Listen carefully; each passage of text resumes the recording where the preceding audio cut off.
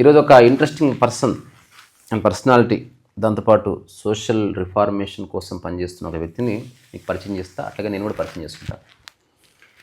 So ఆ పరిచయం చేసుకునే కంటే ముందు నాకు కొన్ని మాటలు గుర్తొచ్చినాయి. ఒకటి మానవ సేవయే మాధవ సేవ, అట్లాగే ఉదార చరితానాం వసుధైవ కుటుంబకం. దాంతోపాటు ఒక హిందీ పాట ఉంది, ఏ మాలిక్ తేరే బందే హమ్ ఐసే హో హమారే కరం.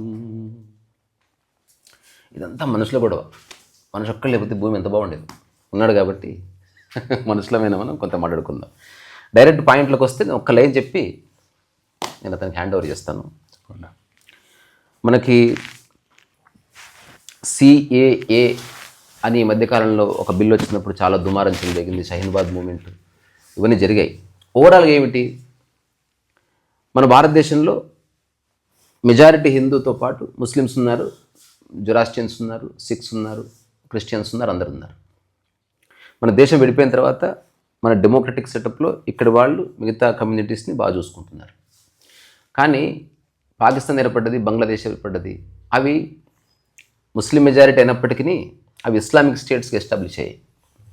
సో అక్కడున్న హిందూ తర్వాత మిగతా మైనారిటీస్కి రక్షణ లేకుండా పోయింది. అట్లాంటి వాళ్ళకి ఎటు పోవాలో తెలియక, ఏ దేశం పోవాలో తెలియక చివరికి ఇండియాకి రావడం ట్రై చేస్తే చాలా laws, legal aspects, security, border ఇవన్నీ వచ్చేస్తాయి లెక్కలోకి.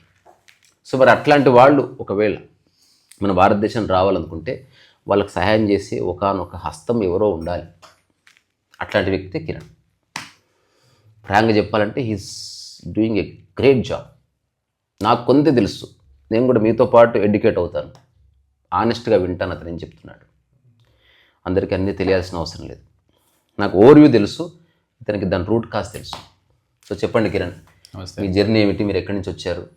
నేను ఫస్ట్ అడిగిన ప్రశ్నకి జవాబిస్తూ మీ యొక్క చర్చ ముందుకు తీసుకెళ్ళండి. తప్పకుండా. అందరూ సాఫ్ట్వేర్ ఎంప్లాయీస్ అవుతున్నారు, యాక్టర్స్ అవుతున్నారు, పెళ్లి చేసుకుని భర్తలు అవుతున్నారు. మీరు ఇదెందుకు అయ్యారు అంటే, ఎవడో వేరే దేశంలో ఉన్నవాడిని ఇక్కడ తీసుకొచ్చి వాడికి సెక్యూరిటీ ఇవ్వాలని, లేకపోతే వాడికి ఒక 6 నెలలు బియ్యం పప్పులు ఇచ్చి వాడిని బాగా చూసుకొని వాడిని మరి భారతదేశంలో వాడిని సెటిల్ చేయాలని, వాడికి ఒక హోప్ ఇవ్వాలని ఎందుకు అనుకుంటున్నారు? అంటే నా పేరు కిరణ్ చుక్కపల్లి చెప్పినట్టు. అంటే ఇది ఓన్లీ ఒక్కదాంతోనే మొదలవ్వలేదు. నాకు 6 ఏళ్ళు అప్పటి నుంచి ఒకటి ఫ్లైట్ చూస్తే ఒకటి పైలట్ అవ్వాలనిపిస్తుంది, మీకు ఒకటి చూస్తే మీకు ఆర్టిస్ట్ అవ్వాలనిపిస్తుంది. అట్లాగే నాకు ఒక వియర్డ్గా చిన్నప్పుడు ఒక లైబ్రరీ పైన ఒక డాన్స్ క్లాసెస్కి వెళ్ళేవాడిని. లైబ్రరీ పైన ఎందుకు ఉండేదో నాకు తెలియదు. పైన డాన్స్ చేసేవాళ్ళం, కింద లైబ్రరీలో చదువుకోవాలని ఎక్స్పెక్ట్ చేసేవాళ్ళు. అప్పుడు కిందకు వచ్చి నేను మా డ్రైవర్ వచ్చినప్పుడు వెయిట్ చేస్తున్నప్పుడు అక్కడ ఆదిశంకర గారి ఫొటోస్ కానివ్వండి, స్వామి వివేకానంద గారి ఫొటోస్ చూసినప్పుడు చాలా ఇన్స్పైరింగ్ అనిపించేది నాకు. అది I use to connect directly, immediately అనమాట దానికి. ఓకే. ప్లస్ మా ఇంట్లో కూడా కొంచెం పవర్ సెంటర్ అయినా కూడా చాలా కేవటిక్గా ఉండేది చుట్టుపక్కల. సో వాళ్ళు ప్రపంచం మొత్తానికి ఇంపాక్ట్ చేయగలిగిన ఒక పని చేసిన వాళ్ళు మొహం అంత ప్రశాంతంగా ఉంది. మన చుట్టుపక్కల చిన్న చిన్న పనులు చేస్తూ ఇల్లేంటి ఎంత పిచ్చి పిచ్చిగా గోల్గా ఉన్నారు అనేది నాకు చిన్నప్పుడే అనిపించేది. Note this point your honour. So ఆ ప్రశాంతత నాకు కావాలి అని నాకు ఒక కోరిక అనేది నాకు 6-7 ఏళ్ళప్పటి నుంచి ఉండింది. మంచి సీడ్ ఎంత అద్భుతంగా పడ్డది. సో అట్లాగా నాకేమో ఉల్టా సీడ్ పడ్డది. ఆల్రెడీ ప్రశాంతంగా ఉన్నా, అది ఎట్లా పోగొట్టుకోవచ్చు. అది కరెక్ట్ పాయింట్, మీరు చెప్పింది చాలా కరెక్ట్ పాయింట్. ఎందుకంటే ఇంకొక స్టెప్ ముందుకెళ్తే అక్కడి నుంచి అఫ్ కోర్స్ వాళ్ళు ఏంటి అంటే కాషాయము, వాళ్ళు ఏంటంటే ఒక యోగా జర్నీ అనేది. సో యోగా నేర్చుకోవాలనే ఒక బలమైన ఒక నాకు డ్రీమ్ ఏర్పడింది. ఒక 4-5 ఏళ్ళు రోజు ఏడవటము ఇంట్లో, నేను యోగా నేర్చుకుంటాను అంటే అక్కడ ఇక్కడ పంపించేవాళ్ళు. అది మనకు సాటిస్ఫై అయ్యేది కాదు. సో హిమాలయాస్ వెళ్ళాలని డిసైడ్ అయిపోయిన తర్వాత 12-13 ఏళ్ళు ఉన్నప్పుడు స్వామి సాధక గ్రామంలో ఒక ఆశ్రమం ఉంటే, సరే అక్కడైతే 40 రోజులు 42 డేస్ కోర్స్ ఉంటుంది. పొద్దున్నే 2ంటికి లేపుతారు. మొత్తం మనం అన్నీ చేసుకొని 3:15 కల్లా ఆసనం స్టార్ట్ చేస్తే 7:15 కల్లా అవుతుంది. సో అట్లాగా రాత్రి 11:30 వరకు నడుస్తుంది అన్నమాట కార్యక్రమం. సో 10 రోజుల్లో పారిపోయి వస్తాడు, ఈ పురుగు వదిలిపోతుంది అని చెప్పేసి అక్కడ పంపించారు. ఆ తర్వాత నేను ఇంకెప్పుడు వెనక్కి రాలే. కానీ మీరు అన్నట్టు ఏదైతే ప్రశాంతత కోసం అని చెప్పి యోగా నేర్చుకోవాలనుకున్నానో అసలు ఆ కాన్సెప్టే రాంగ్ అని నాకు అర్థమైంది. ఎందుకంటే తపస్సు అంటేనే అగ్ని. అగ్ని అనేది ఎప్పుడు ప్రశాంతతనివ్వదు. సో యోగా చేస్తే శాంతం వస్తుంది అనేది అన్నిటికంటే పెద్ద అబద్ధం అని నేను నేర్చుకున్న ఫస్ట్ లెసన్ అది. అది వెస్టర్న్ వాళ్ళు స్ట్రెస్ ఎక్కువైపోయి భయాలు ఎక్కువైపోతే వాళ్ళకి ఏదో కమర్షియల్ అవ్వడం కోసం యోగా చేస్తే ప్రశాంతత వస్తుంది అంటారు. కానీ యోగా చేస్తే ఏంటంటే ఆసనా కానివ్వండి, మెడిటేషన్ కానివ్వండి, నేను నేర్చుకుంది ఏంటంటే things that we don't want to confront. ఏదైతే మనం ఎదుర్కోవాలనుకోకుండా అంతా బాగానే ఉందని కళ్ళు మూసుకొని వెళ్ళిపోతూ ఉంటామో వాటన్నిటిని ఆసనా చేస్తున్నప్పుడు, ప్రాణాయామ చేస్తున్నప్పుడు, సాధన చేస్తున్నప్పుడు అవన్నీ మన ముందుకు వస్తాయి.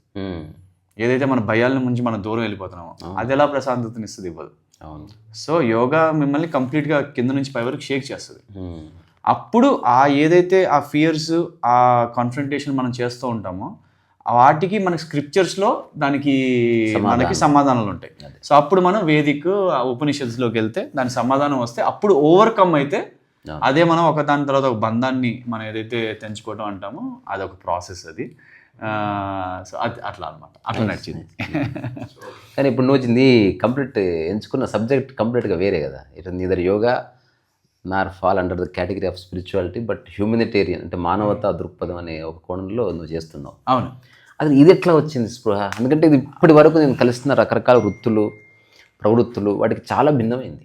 రెండోది, ఇట్లా చేసేవాళ్ళు మనకు అందుబాటులో ఉండరు, తెలుగు వాళ్ళు అసలే ఉండరు, ఎక్కడో ఉంటారు. వాళ్ళు ఒక హయ్యర్ పర్పస్తో పుడతారు, వాళ్ళకి రిసోర్సెస్ ఉండాలి, డబ్బు ఉండాలి, పొలిటికల్ పవర్ ఉండాలి, ఇట్లాంటివేవో నాకున్నాయి ఆలోచనలు.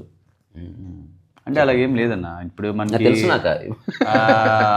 అంటే నేను ఎందుకు చెప్తున్నా అంటే నా ఎక్స్పీరియన్స్ బట్ నాకు అంటే నేను 19-20 years అంటే నేను 2 సైడ్లు చూసాను.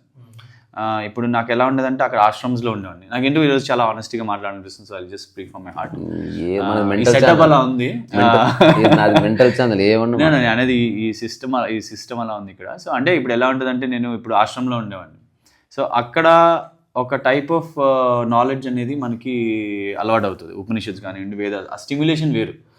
ఆ స్టిమ్యులేషన్ నుంచి బయటికి ఎప్పుడైతే ఇప్పుడు హైదరాబాద్ వచ్చినా లేకపోతే ఇంకెక్కడికి వెళ్ళినా నా కజిన్స్ కానివ్వండి, నా ఫ్రెండ్స్ కానివ్వండి, ఎగ్జాక్ట్గా ఆన్ ద అదర్ సైడ్ ఉండేవాళ్ళు. అబ్సల్యూట్లీ. క్రేజీ పార్టీయింగ్ సీను, క్రేజీగా ఉండటము, అండ్ నా హార్మోన్స్ కూడా అవే అడిగేది. యూనో, సో నా హార్మోన్స్ అది అడుగుతుంది, దానికి ఫుల్ నాకు సపోర్ట్ ఉంది. కానీ ఏదైతే బ్రెయిన్, హార్ట్ ఏదైతే నేర్చుకుంటుందో అది ఆపోజిట్ ఉంది. సో నేను ఇక్కడికి వచ్చినప్పుడు ఇది ఎక్స్పీరియన్స్ చేసేవాడిని, అక్కడికి వెళ్ళినప్పుడు అది చూసేవాడిని. సో ఫర్ మీ ఆ 1.5 years 16 to 17 and 18 ఏదైతే ఉందో that was the most crucial part. So దానివల్ల ఏమైందంటే నాకు ఓన్లీ ఒక్క కోణమే కాకుండా అన్ని కోణాలు అర్థం చేసుకోవడం. ఫైనల్గా by 18-19 I was very clear that నాకు ప్రతి దేశానికి ఒక ఏదో ఒక ఐడెంటిటీ ఉంటుంది. చైనా అంటే మ్యానుఫ్యాక్చరింగ్ ఎగ్జాంపుల్ చెప్తున్నాను, పాకిస్తాన్ అంటే టెర్రరిజం ఎగ్జాంపుల్, సో క్యూబా అంటే కమ్యూనిజం ఎగ్జాంపుల్ చెప్తాను. సో అలాగా for me Bharat stands for service and spirituality, సేవ మరియు ఆధ్యాత్మికత. సో ఆధ్యాత్మికత అనేది నేను నేర్చుకున్నాను ఇప్పుడు ఆల్రెడీ.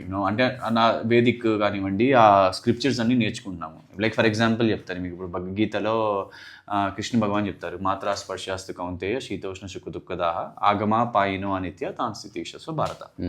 అంటే భగవాన్ ఏం చెప్తున్నారంటే శీత ఉష్ణ అంటే వింటర్ సమ్మర్ ఎలాగో, సుఖ దుఃఖ ఆగమా పాయినో వస్తాయి పోతాయి, అనిత్య.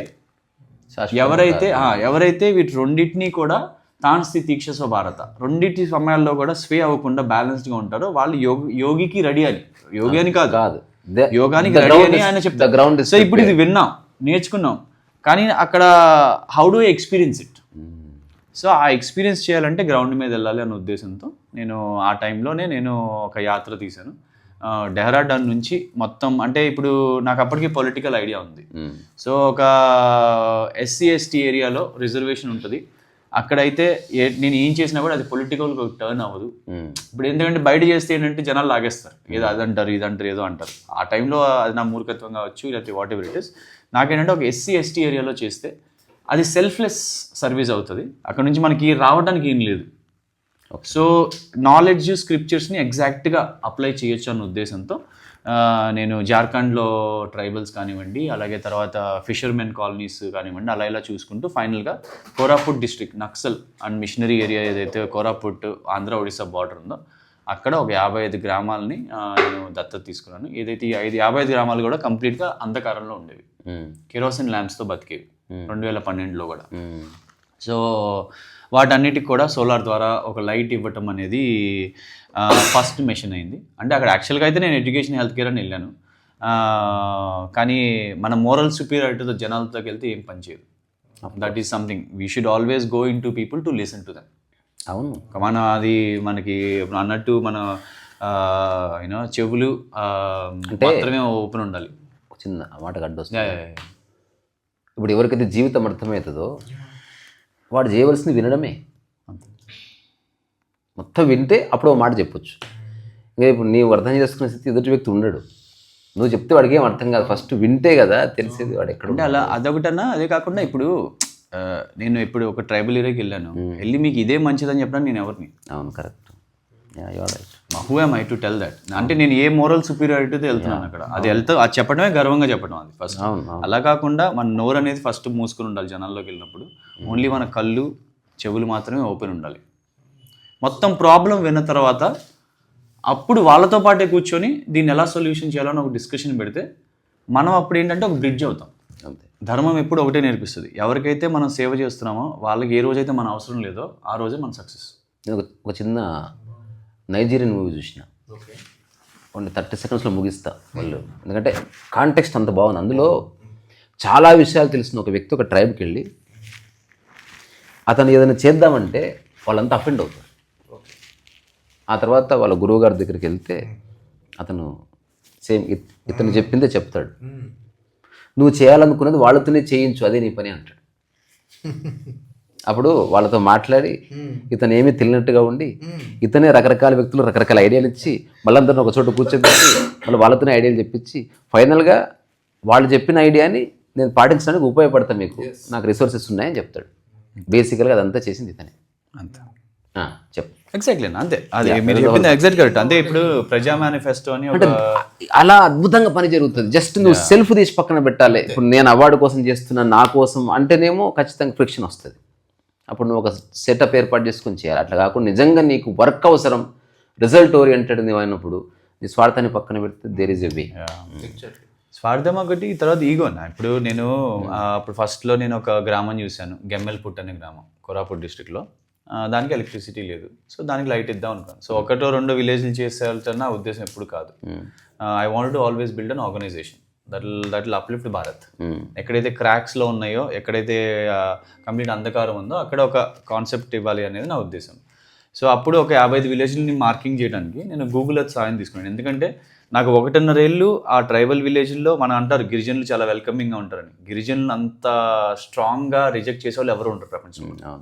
వాళ్ళు అంటే నాకు 1.5 ఏళ్ళు గ్లాస్ మంచినీళ్ళు కూడా ఇవ్వాల. 1.5 ఏళ్ళు. సో ఒక గ్రామం ఉంది సోదోరామ్ అని చెప్పి, మీరు గూగుల్ ఎర్త్లో కొట్టచ్చు. అది ఎలా ఉంటుందంటే ఒక కొండ పైన లాస్ట్ గ్రామం అన్న. సో నేనేం చేసేవాడిని, గూగుల్ ఎర్త్లో మార్కింగ్ చేసుకునేవాడిని, బికాజ్ ఎవరు సపోర్ట్ చేసేవాళ్ళు కదా నాకు. సో గూగుల్ ఎర్త్లో మనకు చిన్న చిన్న దారులు కనిపిస్తాయి. సో నేను ఆ దారులన్నింటినీ కూడా మ్యాపింగ్ చేసుకొని ఒక అంచనా వేసుకొని ఒక 6-7 విలేజ్లకి కోసం వెళ్ళేవాడిని. ఫస్ట్ రీసెర్చ్, అసలు ఎలక్ట్రిసిటీ అవసరమా, ఏం అవసరం అనేది చూడటానికి. సో వెళ్ళినప్పుడు మంచి పాట. సో అప్పుడు ఏదైతే నేను ఆ సోదోరాంకి వెళ్ళి సాయంత్రం 4 గంటలకల్లా వెనక్కి వచ్చేయాలి, కాన్సెప్ట్ చెప్తాను. సో కానీ నేను అక్కడికి వెళ్ళేసరికే నేను ఎక్కడో అడవిలో తప్పాను, 3:30 అయిపోయింది. ఇంకొక విషయం మర్చిపోయాను, తొందరగా చీకటి పడుతుంది అనే విషయం. సో నాకు అర్థమైపోయింది, ఇప్పుడు నేను కానీ అక్కడ రీసెర్చ్ చేసి బయలుదేరితే నేను జంగల్ మధ్యలో ఎక్కడ ఉండిపోతాను. అది one of the highest, largest, strongest cobras ఉండే ఏరియా. సో అప్పుడు ఏజ్ కూడా 19-20, అసలు మనకి అన్నిటికీ అదేదో అంటారు we fear more in imagination than in reality. ఆకు గదిలితే కూడా పాము అనుకునేవాడిని. సో అందుకని చెప్పి ఇప్పుడు అక్కడ నుంచి వస్తే మధ్యలో ఉండిపోతా.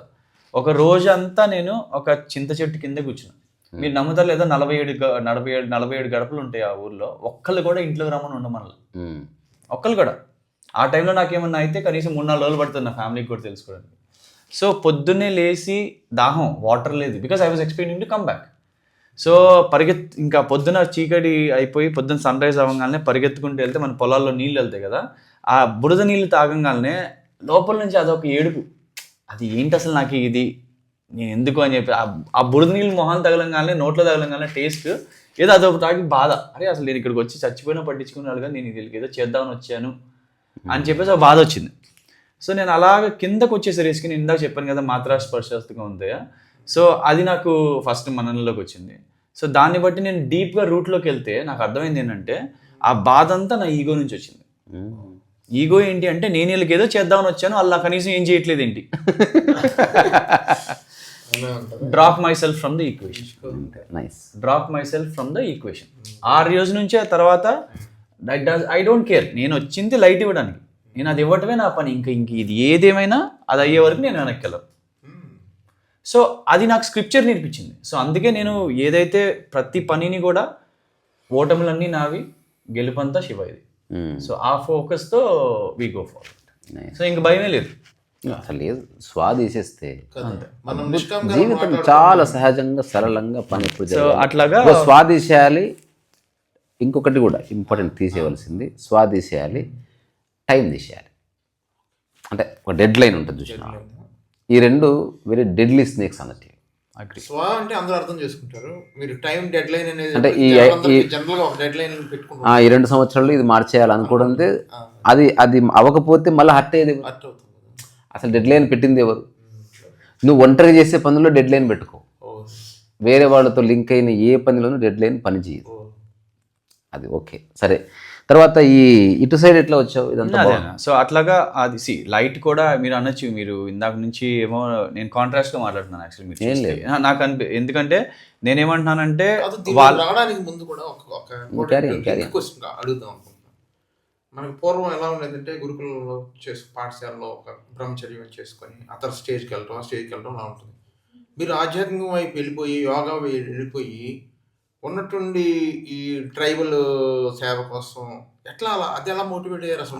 సర్వీస్లోకి ఎలా వచ్చారు? ఎందుకంటే జనరల్గా మన పర్పస్ ఎలా ఉంటుంది, స్పిరిచువాలిటీలోకి వెళ్ళిన తర్వాత రియలైజేషన్ లేకపోతే మరొకటి అట్లా సమ్వేర్ అది ఒక దీనిలో వెళ్తాం కదా. ఉన్నట్టుండి ఈ దేశ సేవ, ట్రైబల్ సేవ, అసలు ముందు ఈ ట్రాన్సిషన్ ఎలా జరిగింది మీకు? ఇది ట్రాన్సిషన్ కాదన్న, ఇది ఒక న్యాచురల్ ఆర్గానిక్ ప్రాసెస్. మీరు ఏదైతే ఇందాక చెప్పారు కదా, అది ఒక పద్ధతి. సో కానీ అలాగే ఉంటారనేది అది మనకు మూవీస్ చూపిస్తుంది. ఇప్పుడు బ్లాక్ మ్యాజిక్ ఉంది. ఇప్పుడు ఇప్పుడు ఇప్పుడు అన్నకి ఎవరైనా పిల్లలు ఉన్నారన్న, ఎవరైనా ఉన్నారు ఎవరైనా. ఇప్పుడు వచ్చి నేను తంత్ర నేర్చుకుంటున్నా అన్నా అనుకోండి, పిచ్చిపడిందా లోపలికి వెళ్ళమంటాం. అసలు తంత్ర ఏంటంటే మనకే తెలియదు. కానీ ఎందుకు చెప్పాము అలాగా? ఎందుకంటే తంత్ర అంటే మూవీ వాళ్ళు ఒక బ్లాక్ మ్యాజిక్గా నల్లబట్టలు వేసుకొని చూపిస్తున్నారు. సో అలాగా మనకి ఆల్రెడీ ఒక ప్రీ కన్సీవ్ నోషన్ ఉంటుంది. కానీ ఒక సాధనలో ఉండే వాళ్ళు అలాగే ఉండాలి అని మీ మైండ్లో అది ఎలాగో పడింది. కానీ అది కాదు ఉద్దేశం. ఇదొక dynamic system.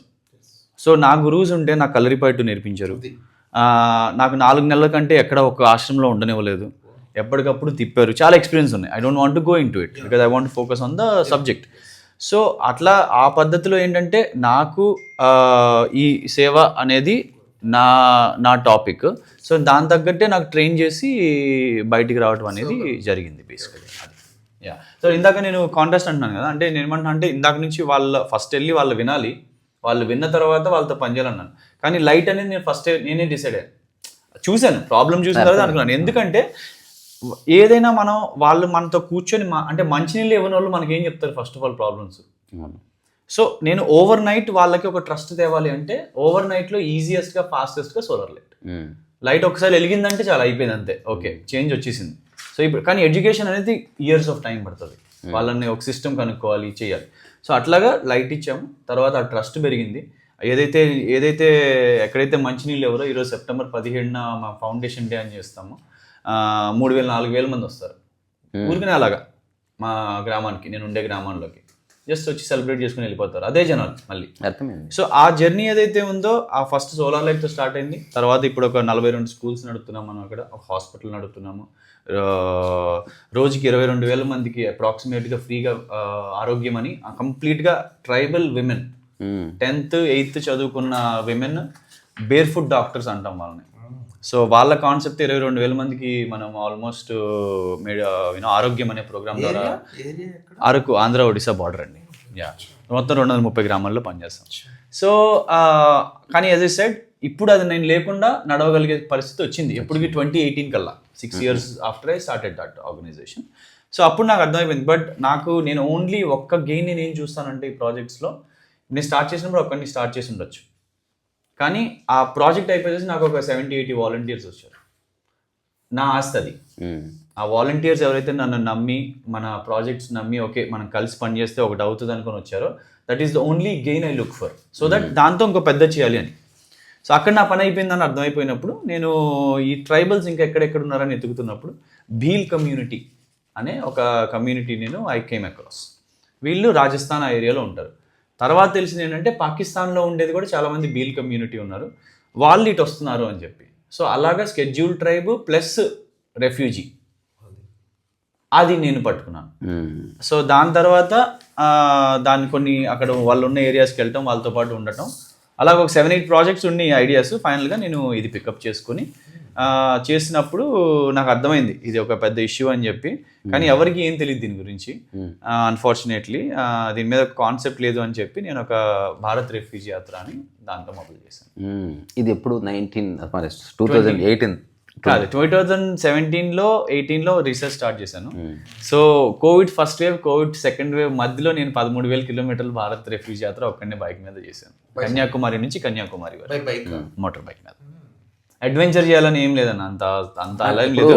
My idea was only to listen to people. ఒక్క నిమిషం, నువ్వు ఫస్ట్ భగవద్గీత అందులో ఒకటి సుఖ దుఃఖాలు, తర్వాత నీళ్ళు కూడా ఇవ్వలేదు, నా ఈగో డ్రాప్ అయిందన్న తర్వాత నీ స్టేట్మెంట్ చెప్పాల్సిన అవసరం లేదంటే you are not doing anything for success కానీ ఈగోని బూస్టప్ చేయడానికి కానీ మీడియా పబ్లిసిటీ కానీ నువ్వు చేయడం లేదని నేను లోపల అనుభూతి చెంది మనం ముందుకెళ్దాం. ఇంకా అదేం చెప్పా, నేను అనేది ఒక బైక్ మీద వెళ్ళాలనేది ఒక అడ్వెంచర్ కాదండి, నార్మల్ అర్థమైంది నాకు. మోటార్ అడ్వెంచర్ చేయాలని కాదు, నీ రిసోర్సెస్ లో అది ఉంది, నా జనాల్ని నేను వినాలనుకున్నాను అంతే. సో నేను ఆ యాత్రకి వెళ్లే ముందల కొన్ని గవర్నమెంట్ ఆఫీషియల్స్ అంటే నాకు ఇప్పుడు నువ్వు చెప్పేదాన్ని బట్టి ఏం తెలుస్తుందంటే నీకు 100% 100 years ప్లాన్ అంటూ ఏమి లేదు, జీవిస్తుండగా రివీల్ అవుతుంది సంథింగ్, దాన్ని పట్టుకొని ఏదో చేస్తున్న దాన్ని కాంక్రీట్గా పద్ధతి ప్రకారం అట్లా అంటే ఊరికే బ్లైండ్గా ఒక ఎమోషన్తో ఒక ఆవేశంతో కాకుండా కాస్త ఎడ్యుకేట్ అయ్యి రీసెర్చ్ చేసి దానికి తగ్గ రిసోర్సెస్ క్రియేట్ చేసుకుని దానికి ఎంత పాసిబిలిటీ ఉంది ఒక అసెస్ చేసుకుని అట్లా చేస్తున్నావు. అందుకని ఇట్లా బాగా ప్రశాంతంగా ఉన్నావు. అంటే exit policy is the most important. నేను ఒక స్టార్ట్ చేసి చాలా ఇంపార్టెంట్, ఇది చాలా ఇంపార్టెంట్. ఇప్పుడు యూట్యూబ్ మిత్రులారా దయచేసి ఈ వర్డ్ని పట్టుకోండి, exit policy is utmost important thing. మొదలుపెట్టే ముందర ఎగ్జిట్ పాలసీ లేని ఒక్క మాఫియాలని రావడం కానీ పోవడం ఉండదు అంటారు కదా. ఎగ్జిట్ పాలసీ లేకుండా పని చేయద్దు. నువ్వు ఏదైనా స్టార్ట్ చేస్తే ఎక్కడో ఒక చోట నువ్వు బయటికి వెళ్ళడానికి ప్రిపేర్ అయ్యి దాన్ని బిగిన్ చేయాలి, అట్లే పడి సావడానికి కాదు. ఇప్పుడు కాంగ్రెస్ ట్రెండింగ్ ఛానల్ ఉంది కదా, ఎగ్జిట్ పాలసీ ఆల్రెడీ ఎస్టాబ్లిష్ అయ్యింది, తెలుసు కదా నీకు. సో ఎగ్జిట్ పాలసీ అంటే బేసికల్గా మనకి ఇప్పుడు నేను ట్రైబల్ ఏరియాలో మనం పని స్టార్ట్ చేసాము. 6 years I have given everything possible, but నేను డిటాచ్ అవ్వడానికి ఒక నిమిషం పట్టలేదు. ఫస్ట్ డే నుంచి కూడా ద ఐడియా ఈజ్ అక్కడ ఇప్పుడు చాలా మంది నాకు బయట ఫ్రెండ్స్ కానీ వాలంటీర్స్ అది ఇది ఇన్స్పైర్ అయ్యి భయ్యా మేము వచ్చేస్తాము మీతో పాటు అక్కడే గుడిసెల్లో ఉంటాము అది ఇది అంటారు. కానీ ఇప్పుడు 6 నెలల తర్వాత 7 నెలల తర్వాత వాడికి బోర్ కొడితే నేను ఏం చేయాలి? సో అందుకని చెప్పి కష్టమైనా కూడా అందరూ మన ఆర్గనైజేషన్లో ప్రతి ఒక్కళ్ళు లోకల్ బెనిఫిషియర్స్ మాత్రమే ఒక పనికి వస్తారు, మిగతా వాళ్ళందరూ వాలంటీర్స్. సో మన స్కూల్స్ అన్ని నడిపేది ట్రైబల్సే, మన హాస్పిటల్స్ అన్ని నడిపేది ట్రైబల్సే. సో వాడు ఆ ఊర్లోనే ఉంటాడు, అర్థమైంది. సో వాళ్ళు ఇంకెక్కడికి వెళ్ళరు. So that is my exit policy. అలాగే ఇప్పుడు హిందూ రెఫ్యూజీస్ మీద కూడా అట్లాగే 13,000 kilometers చేసిన తర్వాత నాకు అర్థమైంది ఏంటంటే ఆల్మోస్ట్ ఒక 5 లక్షల మంది ఉన్నారు, వాళ్ళకి ఒక సిస్టమ్ లేదు అని చెప్పి సిస్టమ్స్ క్రియేట్ చేయడం స్టార్ట్ చేశారు. అంటే వేరే దేశాల్లో హిందువులు కాదు, మన భారత్ వచ్చిన వాళ్ళు వస్తూ ఉన్న వాళ్ళు ఇప్పుడు రావాల్సిన వాళ్ళు 80 లక్షల పైన ఉన్నారు పాకిస్తాన్లో. 80 లక్షలు ఈజీగా ఉన్నారు. మరి 5 లక్షల మంది కేటగిరీ అంటే ఇప్పుడు ఆల్రెడీ నేను కనుక్కున్నా, నేను టచ్ బేస్ చేసింది అంతమందిని యాత్రలో.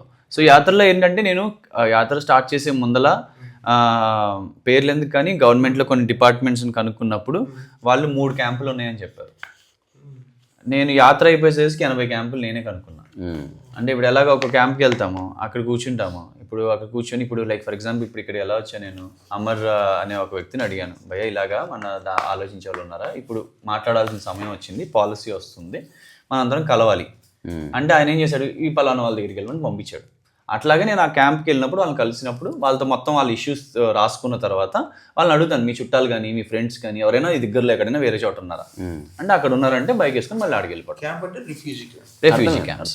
సో అట్లాగా నేను మొత్తం ఒక 92 క్యాంప్స్ ఇప్పుడు మనం నడిపేది 92 క్యాంప్స్. ఈ 92 ఆల్ ఓవర్ భారత్లో మనం నడిపే క్యాంపులు 92. ఈ 92లో 3,83,000 మంది హిందువులు, బుద్ధిస్టులు, సిక్కులు మన క్యాంపుల్లో డిస్ప్లేస్డ్గా ప్రస్తుతానికి ఉంటున్నారు.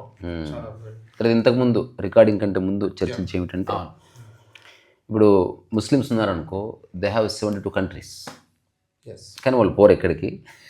వాళ్ళకి తెలుసు భారతదేశం కంటే సేఫెస్ట్ ప్లేస్ లేదు, అందుకే ఇది నాశనం చేయాలని ఒక థాట్ ఉంటుంది. రెండోది హిందువులు అనుకో, ఆ హిందువులో ఈ బెల్ట్ అంతా వస్తారు, బుద్ధిస్ట్, సిక్ వీళ్ళంతా. సో ఇప్పుడు ఇండిక్ అంటాం, ఇండిక్ దాన్ని రాస్తుంది కదా, ఇండిక్ రెఫ్యూజీ అంటే దాన్ని మేము ఫస్ట్ టైం మన లాలో కూడా మేము ఒక ఎస్టాబ్లిష్ చేద్దాం అనుకున్నాం. ఇండిక్ అంటే any religion that's Born out of Bharat, that is Hinduism, Buddhism, Sikhism and debates కూడా చాలా జరిగాయి. ఇప్పుడు ఒకవేళ వేరే దేశం నుంచి రావాలనుకుంటే అక్కడ ఎవరైతే ఆప్రెస్డ్ పీపుల్ ఉన్నారో, ముస్లిమ్స్ ఉన్నారో, అది కాదరా బాబు, అది ముస్లిం కంట్రీ, అది వాళ్ళు అక్కడ సేఫ్ ఉండాలి, అక్కడ వేరే మతస్థులకి సేఫ్టీ లేదు, అట్లాంటి వాళ్ళే ఇక్కడికి పారిపోతున్నారు. అందుకని అంటే దీంట్లో ఒక 2 అర్థాలు ఉన్నాయి. సారీ, అంటే దీంట్లో చాలా మంది కన్ఫ్యూజ్ చేస్తారు. ఇప్పుడు సిఏఏ మీరు ఇందాక చెప్పారు కదా, షహీన్ బాగ్ అని, దానికి ఒక సింపుల్ ఎక్స్ప్లెనేషన్. శరణార్థి ఎవరు, మైగ్రెంట్ ఎవరు అంటే any individual who is forced out of their country because of war, religious persecution or natural disaster. అంటే ఒక దేశం నుంచి ఇంకో దేశానికి వెళ్ళబడాల్సి వచ్చింది, ఒక యుద్ధం వల్ల కానివ్వండి, మతపరమైన హింస వల్ల కానివ్వండి, లేకపోతే భూకంపాలు అలాంటివి అయ్యి ఒక దేశం వదిలి ఇంకో దేశం వెళ్తారు, వాళ్ళు శరణార్థి, రెఫ్యూజీ. ఒక దేశం వదిలి ఇంకో దేశం మనం మంచి లైఫ్ కోసం వెళ్తాం. ఇప్పుడు లైక్ ఫర్ ఎగ్జాంపుల్ మన వాళ్ళు యూఎస్ వెళ్ళినట్టు, అద్నాన్ సామి వచ్చాడు కదా, సో అది మైగ్రేషన్ అన్న. కానీ దీని రెండింటిని కలిపేసి కన్ఫ్యూజ్ చేస్తారు. సో ఒక ముస్లిం భారత్ వస్తే ఒక మంచి జీవితం కోసం వస్తున్నారు, దానికి డిఫరెంట్ లా ఉంది, వస్తున్నారు చాలా మంది. అద్నాన్ సామి ఒక ఎగ్జాంపుల్ అంటే 2022లో ఎగ్జాంపుల్ 400 మందికి పైన పాకిస్తానీ ముస్లిమ్స్ కి భారత్ లో సిటిజన్షిప్ వచ్చింది. అవును 11 ఏళ్ల తర్వాత వాళ్ళు సిటిజన్షిప్ అప్లై చేయొచ్చు, అది వేరే లా, అది వేరే. కానీ వీళ్ళు మతపరమైన హింస ఎదుర్కొని వస్తున్నారు మన వాళ్ళు. ఇప్పుడు మీరు ఇందాక అన్నట్టు భారత్ తప్పితే ఇంకేది ఎక్కడ లేని పరిస్థితి. అసలు ఎందుకు వస్తున్నారు? ప్రతి సంవత్సరం 1342 మంది ఆడపిల్లలు 11 ఏళ్ల నుంచి 16 ఏళ్ల మధ్యలో ఉన్న ఆడపిల్లల్ని కిడ్నాప్ చేయటం, లేకపోతే రకరకాల హింసలు పెట్టడం, మాయం చేయడం జరుగుతూ ఉంది. అవును, అంటే రోజుకు 3. ఈ రోజు మనం పాకిస్తాన్ సింధ్ ప్రావిన్స్ పాకిస్తాన్ లో ప్రతిరోజు ఆ విధంగా చూస్తే, ఈ రోజు మనం ఈ ప్లాన్ చేసుకుని నేను ఇక్కడికి వచ్చేసేసి 3 అమ్మాయిలు అన్నా, హిందూ అమ్మాయిలు మాత్రమే, హిందూ 6 ఇప్పుడు అంటే ఏదైనా. సో అంటే ఇస్లాం కానీ, సో ఇలాంటి ఒక పరిస్థితి. మన ఆడవాళ్ళు ఎవరైనా పనికి వెళ్తే వాళ్ళని రకరకాల మాటలు అంటారు, ఏంటి సిగ్గు లేకుండా పనికి వస్తున్నారు మీరు, అది మా ఆడవాళ్ళని చూడండి మేము ఇంట్లో పెట్టుకుని ఎంత బాగా చూసుకుంటున్నాము, మీ మగవాళ్ళు ఏంటి ఇట్లా రోడ్డుకు వదిలేస్తారని వాళ్ళని హింసిస్తారు, మగవాళ్ళని ఇంకో విధంగా హింసిస్తారు. ఇలాంటి ఒక రిలీజియస్ పర్సిక్యూషన్, ఒక మతపరమైన హింసని వదిలేసి మన వాళ్ళు అక్కడి నుంచి పారిపోయి భారత్ వస్తున్నారు. భారతే ఎందుకు రావాలి? ఒకటి, ఇది వాళ్ళ న్యాచురల్ మదర్ ల్యాండ్, న్యాచురల్ భూమి, వాళ్ళ ధర్మం అనేది ఇక్కడ ఉంది అనేది ఒకటి ఉంది. అదే కాకుండా హ్యూమనిటేరియన్ గ్రౌండ్స్ లో మనం తీసుకుంటే, ఈ రోజు అటారీ బార్డర్, చాలా మంది వాగా అంటారు, వాగా పాకిస్తాన్ సైడ్, అటారీ భారత్ సైడ్, ఇది మనం నేర్చుకోవాల్సింది ఒకటి. సో అటారీ బార్డర్ ఎప్పుడైతే వాళ్ళు మనం క్రాస్ చేస్తారో, 73% హిందువులు 4,200 రూపాయలు పట్టుకొని వస్తున్నారన్న. అంటే వాళ్ళు క్రాస్ చేసినప్పుడు ఒక ఫ్యామిలీ మొత్తానికి ఉండే ఫైనల్ మనీ 4,200 రూపాయలు. అండ్ మన యావరేజ్ ఫ్యామిలీ 7 ఒక దేశం వదిలి ఇంకో దేశం 4,000 రూపాయలు పట్టుకొని వచ్చి అసలు ఎలాగ వాళ్ళు ఇక్కడ సర్వైవ్ అవుతారు అనే ఒక బేసిక్ హ్యూమన్ రైట్ని మనం అర్థం చేసుకోగలగాలి. It's not about politics, it's about people అనేది మనం ఒక కాన్సెప్ట్ మనం అర్థం చేసుకోవాలి. ఈ రోజున అక్కడ నుంచి ఢిల్లీ వెళ్ళాలన్నా, జోధ్పూర్ వెళ్ళాలన్నా, గుజరాత్ వెళ్ళాలన్నా, మోస్ట్లీ ఎక్కడైతే వాళ్ళు వెళ్ళాలనుకుంటారో 1,000 రూపాయలు మంచిగా అవుతుంది అన్న. అంటే ఆల్రెడీ వాళ్ళు బార్డర్ క్రాస్ చేయడం 3,000 డెఫిసిట్, నీకు ఒక సిస్టమ్ లేదు, ఏం లేదు. సో ఈ పరిస్థితుల్లో మనం దాన్ని పట్టుకొని ఒక సిస్టమ్స్ క్రియేట్ చేయడం అనేది జరిగింది. ఓకే, ఈ రోజున వాళ్ళు బార్డర్ క్రాస్ కాగానే ఇప్పుడు దీనికి కావాల్సిన మనీ అంతా ఎట్లా వస్తుంది నీకు? అంటే ఒకవేళ నువ్వు సపోర్ట్ లేదు, ఇప్పుడు అంతా చేస్తున్నాం కదా, అంటే సపోర్ట్ అంటే ఇప్పుడు 60-70% నా సెల్ఫ్ ఫండింగ్.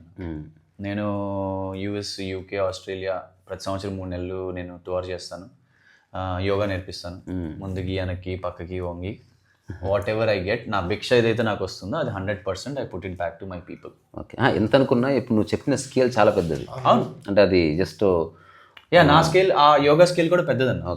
నేను నా ఒక సెషన్కి నేను, బికాస్ నా time is very less and then it is very popular అక్కడ, I charge $500. So and then I only take 40 సాధక్స్. బికాస్ నాకేంటంటే ఒక యోగా సెషన్లో 100 మంది సాధక్స్ మన క్లాస్లో ఉంటే నాకు 100 క్లాసులు నడుస్తున్నట్టు లెక్క. అది ఒక క్లాస్ కాదు, అర్థమైంది. బికాజ్ ఈచ్ సాధక్ మానసికంగా శారీరకంగా వాళ్ళ జోన్లో ఉంటారు. సో నేను ఒక్కరికి ఒక క్లాస్ నేను చెప్పినట్టు చెప్పి అందరూ అలా చేస్తారు అంటే అది మూర్ఖత్వం. సో నేను 40 మందితో అలా ఒకేసారి పనిచేయాలి ఇండివిజువల్గా. సో అది ఇవ్వటము వాళ్ళ బెనిఫిట్స్ కానివ్వండి, there are lot of people. నేను ఇప్పుడు అనౌన్స్ చేయగానే అమ్మటే ఫుల్ అయిపోతాయి. సో అట్లా అని చెప్పి అంత ఈజీ కూడా కాదు. ఇప్పుడు లైక్ ఫర్ ఎగ్జాంపుల్ నేను మొన్న ఇయర్ వెళ్ళినప్పుడు నేను న్యూ జెర్సీలో రోజుకి 5 వర్క్షాప్స్ చేశానన్న. ఒక్కొక్క వర్క్షాప్ నాది 2.5 గంట. అండ్ ప్రతి ఆసన నేను చేస్తూనే ఆసన, నేను కూర్చొని ఆసనాలు చెప్తే వాళ్ళు ఆసనాలు చేయడం కాదు, అర్థమైందా? సో 2.5 అంటే 12.5 గంటలు నేను ఆసనం చేస్తున్నాను, ఒక్క పూట భోజనం. బికాజ్ ఎందుకంటే ముందల తర్వాత తినకూడదు. అలాగా ఆల్మోస్ట్ 9 రోజులు వరుసగా చేస్తే 2 స్కూల్స్కి డబ్బులు వచ్చాయి. Okay, but I do again and again. Sacrifice అనట్లే, నేను ఎగ్జాంపుల్ చెప్తున్నాను మీకు. నువ్వు గ్రౌండ్ ప్రిపేర్ చేసుకొని చేస్తున్నావు అంటే నీకు. సో అది కాకుండా ఆఫ్ కోర్స్ చాలా మంది ముందుకు వచ్చి సపోర్ట్ చేస్తారు. ల్యాండ్స్ కానివ్వండి, ఇవన్నీ మాకేం ఖర్చులు ఉండవు. ప్లస్ మన ఆర్గనైజేషన్లో వన్ ఆఫ్ ద మోస్ట్, ఏది నాకు తెలిసి పెద్ద గర్వంగా చెప్పుకోవడానికి ఏం లేదు, బట్ ఒక్కటి నాకు బాగా అనిపించేది ఏంటంటే ఇంతవరకు మన ఆర్గనైజేషన్ చరిత్రలో ₹1 కూడా లేబర్ ఖర్చు పెట్టలేదన్న. ఇన్ని స్కూల్స్ కట్టినా, ఇన్ని హాస్పిటల్స్ కట్టినా, ఇన్ని పనులు చేసినా ప్రతిది కూడా ఆ ఊర్లో వాళ్ళే కట్టుకుంటారు. సో వాళ్ళకి ఏంటంటే ఇది నాది అనొక ఇది ఉంటుంది. సో నేను లేకపోయినా వాళ్ళు చూసుకుంటారు, ఎందుకంటే వాళ్ళ కష్టం ఉంది దాంట్లో. ఇది ట్రైబల్కి సంబంధించినంత వరకు రెఫ్యూజీస్ కూడా అంతే, సేమ్ రెఫ్యూజీస్ కూడా అంతే అన్న. ఇప్పుడు ఈ రోజున బార్డర్ క్రాస్ అవ్వగానే ఇందాక మీకు ఆ సిస్టమ్ చెప్పాను కదా, మనం ఎంటర్ కాక ముందల. ఇప్పుడు సిస్టమ్ ఏంటి అంటే బార్డర్ క్రాస్ కాగానే, ఇన్ఫ్యాక్ట్ నేను చాలా కంట్రీస్కి వెళ్ళాను, శరణార్థి క్యాంప్స్ చూశాను. ప్రాబబ్లీ మన ఓన్లీ ఆర్గనైజేషన్ అన్న టెంట్లో కాకుండా డైరెక్ట్గా ఇంట్లో పెట్టే, ఒక శరణార్థి ఇంట్లో పెట్టే ఆర్గనైజేషన్ మనది ఒకటి. థింక్ పీస్ ఇది ఏదైతే ఉందో డైరెక్ట్గా ఇంట్లో పెట్టేది ఇది. ఆ ఇల్లు మట్టితో కట్టిన ఇల్లు కావచ్చు, కానీ అట్లీస్ట్ టెంట్ కాదు. అర్థమైందా? ఒక బులుగు వైట్ టెంట్లు ఉంటాయి, మీరు గూగుల్ చేస్తే ఆ బులుగు వైట్ టెంట్లు కాదు. ఇది క్లియర్గా కానీ ₹28,000 మనం ఒక ఫ్యామిలీ మొత్తాన్ని రీహాబిలిటేట్ చేస్తాం. లేదు, అది కూడా మనం వాళ్ళకే చాయిస్ ఇస్తాం మళ్ళీ. జస్ట్ బికాజ్ మనం వాళ్ళని రీహాబిలిటేట్ చేస్తున్నామని మన పొగురుతో మీరు ఎక్కడికి వెళ్ళి ఉండండి, ఇక్కడికి వెళ్ళి ఉండదు. మీరేంటి బ్రదర్, మీరు గుజరాతీ మాట్లాడతారా, ఓకే మీరు ఎక్కడికి వెళ్తారు, వాళ్ళు మాకు తెలుసు ఆల్రెడీ ఇంత ఎక్స్పీరియన్స్ ఉంది కాబట్టి గుజరాతీ స్పీకింగ్ కమ్యూనిటీ గుజరాత్లో సెటిల్ అవుతారు. సో రాజ్కోట్, కర్ణవతి, ఏదైతే అహ్మదాబాద్ ఏదో వాట్ పీపుల్. ఓకే సరే, డిఫరెంట్ స్టేషన్స్ లో పెడతారు. నెక్స్ట్ ఇప్పుడు ఇందులో చదివిన ప్రకారం అవును, ఒక 6 months ట్రాన్సిట్ హోమ్ అని, 6 months గ్రాసరీస్ అని ఇట్లా చెప్పారు కదా. ఆ తర్వాత మళ్ళీ వాళ్ళని ఎవరు చూసుకుంటారు? సో అదే అన్న, అది అవసరం లేదు. ఇప్పుడు ఇది మనం అంటుంది గవర్నమెంట్ నియమం అని. ఓకే, ఇది మనం చేస్తున్నాం ఆల్రెడీ చేస్తున్నారు. అయినా సరే నా ఎగ్జిట్ పాలసీ ఇది అర్థమైంది. ఒకవేళ లా గనక వస్తే this is what happens. So ఇప్పుడు ఏంటంటే నేను ఇందాక మీకు ఒక ఎగ్జాంపుల్, ఒక స్టాట్ చెప్పాను. ఏంటది? 73% మంది మిమ్మల్ని టెస్ట్ చేస్తాను. ఎంత అని చెప్పాను వాళ్ళకి. క్రాస్ అయినప్పుడు 4,200 పట్టుకుని వస్తాను చెప్పాను కదా. మన క్యాంప్ యావరేజ్ మనీ ఇప్పుడు పర్ హోమ్ ఈ ₹27,000. ఓకే. సో నాకు తెలిసి ఇప్పుడు సో మన రాగాలని ఇల్లు ఇస్తాము, 3 నెలలు గ్రాసరీస్ ఇస్తామని, 3 నుంచి 4 నెలలు ఇస్తాము. నేను 100% చెప్తాను, 99%, 100 అనొచ్చు కానీ just for the sake of it కొంతమంది చాలా క్లోజ్గా ఉంటారు కాబట్టి 99% ఫ్యామిలీస్కి నేను ఎప్పుడు మళ్ళీ సపోర్ట్ చేయలేదు. సో వీళ్ళు ప్రతి ఒక్కళ్ళు కూడా కష్టపడాలి అన్న ఉద్దేశంతో వచ్చేవాళ్ళే. తిని కూర్చోడానికి రారు, బట్ చిన్న ఆపర్చునిటీ. ఇప్పుడు మీరు మా క్యాంప్కి I invite all of you to come. ఢిల్లీలో ఉన్నాయి, జైసల్మేర్లో ఉన్నాయి, జోధ్పూర్లో ఉన్నాయి. ఢిల్లీలో మీరు వస్తే లేదు, వీళ్ళు కొంచెం రిమోట్ ఏరియాకి రావాలి. ఎక్కడ అలా ఏం లేదన్న, ఎక్కడికక్కడ. ఇప్పుడు ఢిల్లీలో వస్తే కూడా మీరు షాక్ అవుతారు, ఏంటి ఇది ఢిల్లీ నేషనల్ క్యాపిటల్లో అసలు ఇది ఎలాగా అనేది అదొక షాక్ ఉంటుంది మీకు తప్పకుండా. సో ఇప్పుడు మీరు ఆదర్శ్ నగర్ మెట్రో స్టేషన్ దిగాలి మన క్యాంప్కి రావాలంటే. ఆ మెట్రో స్టేషన్ దిగితే ప్రతి మొబైల్ కవర్లు అమ్మే బండి నుంచి, ఫ్రూట్స్ అమ్మే బండి నుంచి, జ్యూస్ అమ్మే బండి నుంచి అందరూ మన వాళ్ళు. అట్లాగా ఆల్మోస్ట్ అన్ని మెట్రోస్ మనవే. మన వాళ్ళే ఉంటారు అన్ని చోట్ల, ఈ తోపుడు బండ్లు మొత్తం అన్ని కూడా. సో అది అలా ఏం చేస్తారు. తర్వాత ఇప్పుడు జైసల్మేర్ ఆ ఏరియాలో మోస్ట్లీ అన్ని పొలాల్లో కూడా పనిచేసేది మన వాళ్ళే. సో అట్లాగా ఏదైతే ఇప్పుడు పాకిస్తాన్ ఆనియన్ అనేది చాలా ఫేమస్ అన్న ఎగ్జాంపుల్. వరల్డ్ లోనే బెస్ట్ ఆనియన్ ఎక్కడ వస్తుంది అంటే పాకిస్తాన్ లో వస్తుంది. ఓకే, అది ఎక్కడ వస్తుంది అంటే సింధ్ ప్రావిన్స్ లో వస్తుంది. యాక్చువల్గా అయితే సింధ్ ప్రావిన్స్ భారత్ లో ఉండాలి, మన నేషనల్ యాంథమ్ లో కూడా ఉంది. మరి అక్కడ ఎందుకు ఉంది అనేది అదొక వేరే చర్చ. సో ఆ సింధ్ ప్రావిన్స్ లో ఆనియన్ అనేది ఏదైతే పండుతుందో అది అంతా చేసేది మన హిందువులు. ఓకే, సో అలాంటి ల్యాండే మన సైడ్ ఉంది, ఎందుకంటే బార్డర్ ఇస్ చాలా వెరీ స్మాల్. ఓకే, ఆ ల్యాండ్స్ అన్ని ఖాళీగా ఉన్నాయి. సో మై విజన్ ఈజ్ ఇప్పుడు వాళ్ళు ఇక్కడికి వచ్చినప్పుడు అదే ల్యాండ్ లో ఇక్కడ మనం పండిస్తే వాళ్ళకి ఆ టాలెంట్ ఉంది. అర్థమైంది. సో అట్లాగే రీప్లేస్ చేస్తున్నాం, అగ్రికల్చర్ ల్యాండ్స్ అన్నింటిని కూడా యాక్టివేట్ చేస్తాం. అంటే వాళ్ళు ఇది వర్క్ చేసుకోవడానికి వచ్చారు. రెండోది నువ్వు అట్లాంటి వాతావరణమే క్రియేట్ చేస్తున్నావు. తర్వాత నువ్వు చేస్తున్న బెస్ట్ పాలసీ ఏంటంటే ఎవరెవరికి ఏ ట్రైట్స్ ఉన్నాయో, లేకపోతే ఏ లాంగ్వేజ్ వాళ్ళకి వచ్చి ఉన్నదో ఆ ఏరియాలో వాళ్ళని స్టేషన్ చేయడం వల్ల వాళ్ళు ఈజీగా అకామిడేట్ అవుతారు. ఇప్పుడు కరాచీ నుంచి వచ్చారనుకున్నా, అర్థమైంది. కరాచీ నుంచి వస్తే వాళ్ళు ఢిల్లీ కానీ, అహ్మదాబాద్, కర్ణావతి కానీ ఉండడానికి ఇష్టపడతారు, ఎందుకంటే city to city. Bhil community ఉందని అనుకోండి, మార్వాడి అది మాట్లాడతారు, వాళ్ళు కొంచెం they like to be in Rajasthan. Gujarati speaking community Gujarat, easy. మనకు కూడా పని తక్కువ అయిపోతుంది చాలా. లేదు, సిటిజన్షిప్ అనేది ఒక టైం బ్రేకింగ్ ప్రాసెస్ అన్న. సిటిజన్షిప్ అనేది నేను ఎవరు ఎంత నన్ను ప్రెషర్ పెట్టినా నేను ఏ రోజు అడగను నా జనాలకి, ఎందుకంటే I will never compromise on the security concern of Bharat. అర్థమైందా? అది ఎవరైనా కానివ్వండి, డజంట్ మ్యాటర్. ఎవరైనా ఒక భారత్ మీద ఒక ఎకనామిక్ బర్డెన్, ఒక సెక్యూరిటీ కన్సర్న్ అనేది I will never accept as a citizen of Bharat. అర్థమైందా? సో ఇప్పుడు వచ్చేది ఎవరు అనేది హ్యూమనిటేరియన్ బేస్ మీద ఒక 6 నెలలు చూసుకోవడం ఒక పద్ధతి, రాగానే సిటిజన్షిప్ ఇవ్వడం ఒక పద్ధతి. సిటిజన్షిప్ అనేది హోమ్ మినిస్ట్రీ, ఎక్స్టర్నల్ మినిస్ట్రీ, దానికి ఒక గవర్నమెంట్ ఉంది, ఐబీ ఉంది. We are the strongest border on the planet. మీరు ఏదైతే ఈ టెర్రరిస్టులు చొరబాటు ఇవన్నీ చూస్తారో వాళ్ళు ఎల్ఓసీలు అవుతారు. మీరు పంజాబ్ నుంచి కింద వరకు ఈగ కూడా రాలేదు ఇటు సైడ్, అంత స్ట్రాంగ్ ఉంటుంది మన ఆర్మీ కానివ్వండి, మన ఐబీ కానివ్వండి. అర్థమైందన్న? Probably we're the strongest border on the planet or second to Israel Palestine. So when our government wants to take care of something we have that much power. అర్థమైందండి? So ఆ నమ్మకం మనకి ఉంది కాబట్టి. ఒకసారి మైథిలి ఎప్పుడు కన్సర్న్ అంటే ఫియర్ లేకపోతే ఒక ఆలోచిస్తూ ఉంటారు, అదేంది వేరే ముస్లిమ్స్ వచ్చి మొత్తం దాడి చేసి మనల్ని చంపేస్తారేమో, ఇట్లాంటి ఫియర్స్ ఉన్న వాళ్ళకి నువ్వేం చెప్తావు? అంటే బయట నుంచి రావడం కష్టమే, లోపల ఉన్న వాళ్ళతో మాత్రం కొంచెం జాగ్రత్త ఉండాలి. కానీ నిరంతరం ఫియర్ అక్కర్లేదు కదంటే. అంటే నిరంతరం ఫియర్ అయితే అక్కర్లేదు. మనం చాలా తక్కువ అంచనా ఇస్తాం మనల్ని. మనం అంత తక్కువ వాళ్ళం కాదు. అంటే మీరు చూసుకుంటే ఐఎమ్ షూర్ మీకు తెలిసే ఉంటుంది, ఎప్పుడైతే ఇస్లామిక్ కాలనైజేషన్ ఏదైతే మనం బ్రిటిష్ వాళ్ళు కాలనైజ్ చేశారు అంటాం, కానీ వాళ్ళకంటే ముస్లిమ్స్ చేసింది చాలా చాలా ఎక్కువ యాక్చువల్గా. అది వదిలేస్తే ఇప్పుడు మనం మొత్తము సౌదీ నుంచి మన ఇరాన్ బార్డర్ వరకు చూసుకుంటే 27 నుంచి 30 ఏళ్ళ లోపల మొత్తం కన్వర్ట్ అయిపోయాను.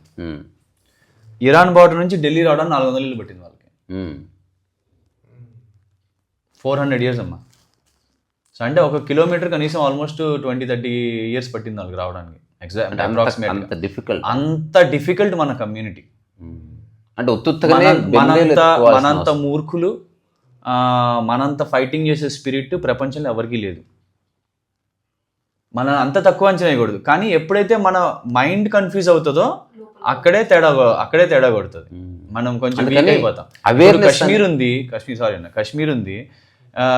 కశ్మీర్లో ఏదైతే కశ్మీర్ పండిత్ మీద దాడులు అయినాయో అది ఎవరు ఎల్ఓసి నుంచి చేయలే, లోకల్ పీపుల్, పక్కనున్నోళ్ళు, మనతో పాటు భోజనం చేసిన వాళ్ళే. అంటే హఠాత్తుగా ఒక ఇదే లోపట అనుకొని ఒకసారిగా ఇప్పుడు ఎట్లయితే మనం బెంగాల్లో పోలీస్ యాక్షన్ జరిగిందో హఠాత్తుగా one day they took it call. Exactly. So but definitely we all have to be equipped. అంటే ఇప్పుడు మన హనుమాన్ చాలీసా మీరు చదివితే, చాలా మంది అనుకుంటే హనుమాన్ చాలీసా చదివితే చాలు భగవాన్ హనుమాన్ ఎప్పుడు మనతో ఉంటారు అంటారు. కానీ హనుమాన్ చాలీసా లోపలే చాలా క్లియర్గా ఉంటుంది. సంకటతే హనుమాను చూడావే మనుక్రమ బచ్చన ధ్యానజో లావే. అర్థమైందమ్మా? అంటే మన మనసు, మన క్రమము, మన మాట, మన సాధన అలైన్గా ఉంటే అప్పుడే భగవాన్ కూడా మీకు సపోర్ట్ చేస్తారు. అంతే. సంకటం నుంచి హనుమంతుడు మనల్ని ఎప్పుడు కాపాడతారంటే మన క్రమ వచనం సాధనలో ఉండాలి. ఆ సాధన లేకపోతే మనం ఏం చేయలేం. అంతే. అంటే సాధన అంటే nothing but consistency, A clear thought. ఇప్పుడు సాధన అనే దాంట్లో నాట్ సాధన. ఇప్పుడు సంగీత సాధన అంటే తెలుసా, ఎవ్రీడే అనే అర్థం. యోగ సాధన అంటే ఎవ్రీడే, అంతే. ఎవ్రీడే చేయకుంటే అసలు ఆ వ్యక్తికి రైట్ లేనే లేదు మాట్లాడేది. సో ఆ క్లారిటీ ఉండాలి. ఆ క్లారిటీ ఉంటే నువ్వు చెప్పినటువంటిది ఒక స్టేట్మెంట్ చాలా బాగుంటుంది. భగవంతుడు ఉంటే దారి చూపిస్తాడు, కానీ నడవాల్సింది నీవే. అట్లా. సో మనం రకరకాల ఇన్ఫర్మేషన్ మైండ్లో పెట్టుకొని మైండ్ బాగులు అవ్వాల్సిన అవసరం లేదు. వాస్తవ దృక్పథంతో అట్లా పనిచేస్తున్న వాళ్ళు ఆ తర్వాత కన్సిస్టెంట్గా నీ ఒక చిన్న, ఇప్పుడు నువ్వు ఈయన ఒక జోన్ క్రియేట్ చేసుకొని పని చేస్తున్నాడు, అట్లా ఒకటి పెట్టుకొని పని చేస్తూ పోవాలి. అన్నీ చేయలేం మనం, ఇంపాసిబుల్. అప్పుడు అన్నీ చెడిపోతాయి. అట్లా. ఇంకొక విషయం, మీకు కూడా అది యాక్చువల్గా ఈ ఏవైతే అక్కడ పైన రాశారో 3 communities or 4 అయితే అంటే నేను ఒక మాట సిటిజన్షిప్ ఇవ్వడానికి already there is a particular policy and law ఉన్నట్టుగా ఉంది కదా. ఎందుకంటే apart from Muslims any other religious people coming from Pakistan, అది ఆల్రెడీ అయిపోయింది. అది క్లోజా? అది వేరే జోన్. అది బేసిక్గా మన పాస్పోర్ట్ సెక్షన్ 3 కింద చాలా ఉంటాయి అన్ని లాస్. 11 ఏళ్ల తర్వాత ఆటోమేటిక్ గా your eligible to apply for citizenship. Okay. ఇప్పుడు ఎవరన్నా ఒక rich person he wants to live in India అంటే he can apply. India may consider his petition. వాళ్ళు కూడా 11 ఏళ్ళు ఉండాలి, బట్ కన్సిడర్ చేయడానికి on the basis of religion పక్కన పెట్టి just on the base of religion ఉంది. వీళ్ళకి ప్రత్యేకమైనటువంటి కన్సెషన్స్, ఎగ్జంప్షన్స్ ఉన్నట్టుగా నేను ఉన్నాయి. అదే నేను చెప్తాను, ఉన్నాయి. ఇప్పుడు సిఏఏ కూడా అదే కదా. సిఏఏ కూడా అదే. బట్ సిఏఏ ఏంటంటే 2014 డిసెంబర్ 31 ముందర వచ్చిన వాళ్ళకి. మనం పోరాడుతుంది ఈ రోజు వచ్చే వాళ్ళకి, రేపు రాబోయే వాళ్ళకి. ఇప్పుడు మనకి ఇప్పుడు బెంగాల్లో గుస్పేటి అంటారు కదా, అంటే వీళ్ళది చొరబాటుదారులు. వీళ్ళెవరు? అది ఒకటి ఉంది. అదే. సో ఇప్పుడు మీరన్న మైగ్రేట్స్ మన భారత్ సైడ్ అన్న ఇందా నేను చెప్పాను కదా, వీఆర్ ద స్ట్రాంగెస్ట్ బార్డర్ అని చెప్పి. కానీ అది only India Pakistan. Bangladesh open border. మళ్ళీ మనం చేయాలనుకుంటే అలా చేస్తాము, వద్దనుకుంటే ఇలా కూడా చేస్తాం. అసలు నిజంగా నాకు తెలిసి అనిపిస్తుంది గ్రాడ్యువల్ పాలసీనేమో. అంటే నేను నా అబ్జర్వేషన్ లో అదే కాకుండా అంటే మనం కూడా చూడాల్సిందంటే ఇప్పటి వరకు మీరు గమనిస్తే మొన్న షేక్ హసీనా గారిని అక్కడ ఓవర్త్రో చేసే వరకు కూడా మనం అన్ని బార్డర్స్ ఉన్న కంట్రీస్ లో Bangladesh was the only friendly country on paper. So diplomatic గా మీరు గమనిస్తే అక్కడికి ఏ రోజు కూడా చైనా ఎంటర్ అవ్వలేకపోయింది. అర్థమైందా? సో ఆ రిలేషన్ కోసం అని చెప్పి ఆ బార్డర్ కొంచెం ఓపెన్ పెట్టాల్సి వచ్చిన ఒకటి ఉంది. అది ఓన్లీ మమతా బెనర్జీ వాళ్ళు ఏం చేశారు అన్నదే కాకుండా తర్వాత ఇప్పుడు త్రిపుర ఉంది. త్రిపుర నుంచి ఒక రైస్ రావాలి అంటే, ఇప్పుడు మన సెంట్రల్ ఢిల్లీ రావాలి అంటే, సెంట్రల్ భారత్ రావాలంటే చుట్టూ తిరిగి రావాలి. 10 రూపాయలు అయ్యేది అక్కడ. అది కాకుండా అది తీసుకెళ్ళి ఢాకాలో పడేసాం అనుకోండి, సరిపోతుంది. అదే. ఇప్పుడు మీరు సిల్చర్ అనే ఏరియాలో అనుకుంటున్నాను, అస్సాంలో మన క్యాంప్స్ ఉన్నాయి. అక్కడ మీకు కనిపించే సగం ప్యాకెట్లు అన్ని కూడా బంగ్లాదేశ్. సో ఆ చిన్న ఫ్రెండ్షిప్ ఉంది మొన్నటి వరకు. అర్థమైందా? సో అందుకని చెప్పి కొంచెం బయటికి లోపలికి ఫ్రీగా ఉంటుంది. చాలా మంది కరీంగంజ్ అని ఒక ఏరియా ఉంది, అక్కడ అటు నుంచి ఇటు వచ్చి పని చేసుకుని వెళ్ళిపోయే వాళ్ళు ఉంటారు. బార్డర్ వాళ్ళు కొంచెం ఇచ్చేసి వెళ్ళిపోయే వాళ్ళు ఉంటారు. సో అంత ఓపెన్ గా ఉంటుంది. బట్ నౌ అది కూడా మారిపోతుంది, చాలా అర్జెంట్ గా. తర్వాత ఇంకొకటి, ఇప్పుడు రాబోయే 10 yearsలో ఒక చిన్న పాలసీ తీసుకొస్తున్నారు. అది ఊరికే ఏది చేయదు గవర్నమెంట్.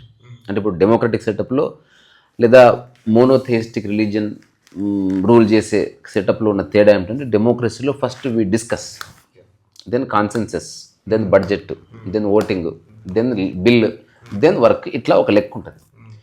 అదే ఒక రాజు పరిపాలన లాగా, లేకపోతే ఒక థియోక్రాటిక్ సొసైటీ, లేకపోతే మాది ఇస్లాం అంటే అనుకుంటారు, చేసేస్తారు ఓటింగ్ ఈటింగ్ అంటే ఉన్నదంతా మనమే. ఇంకా మనం ఏం చెప్పుకోవాలి? ఇప్పుడు ఇంట్లో సీల కొట్టినట్టు మన ఎంటైర్ ఇండియాకి నౌ ఒక బార్డర్ క్రియేట్ చేయాలని ఒక ఆలోచన.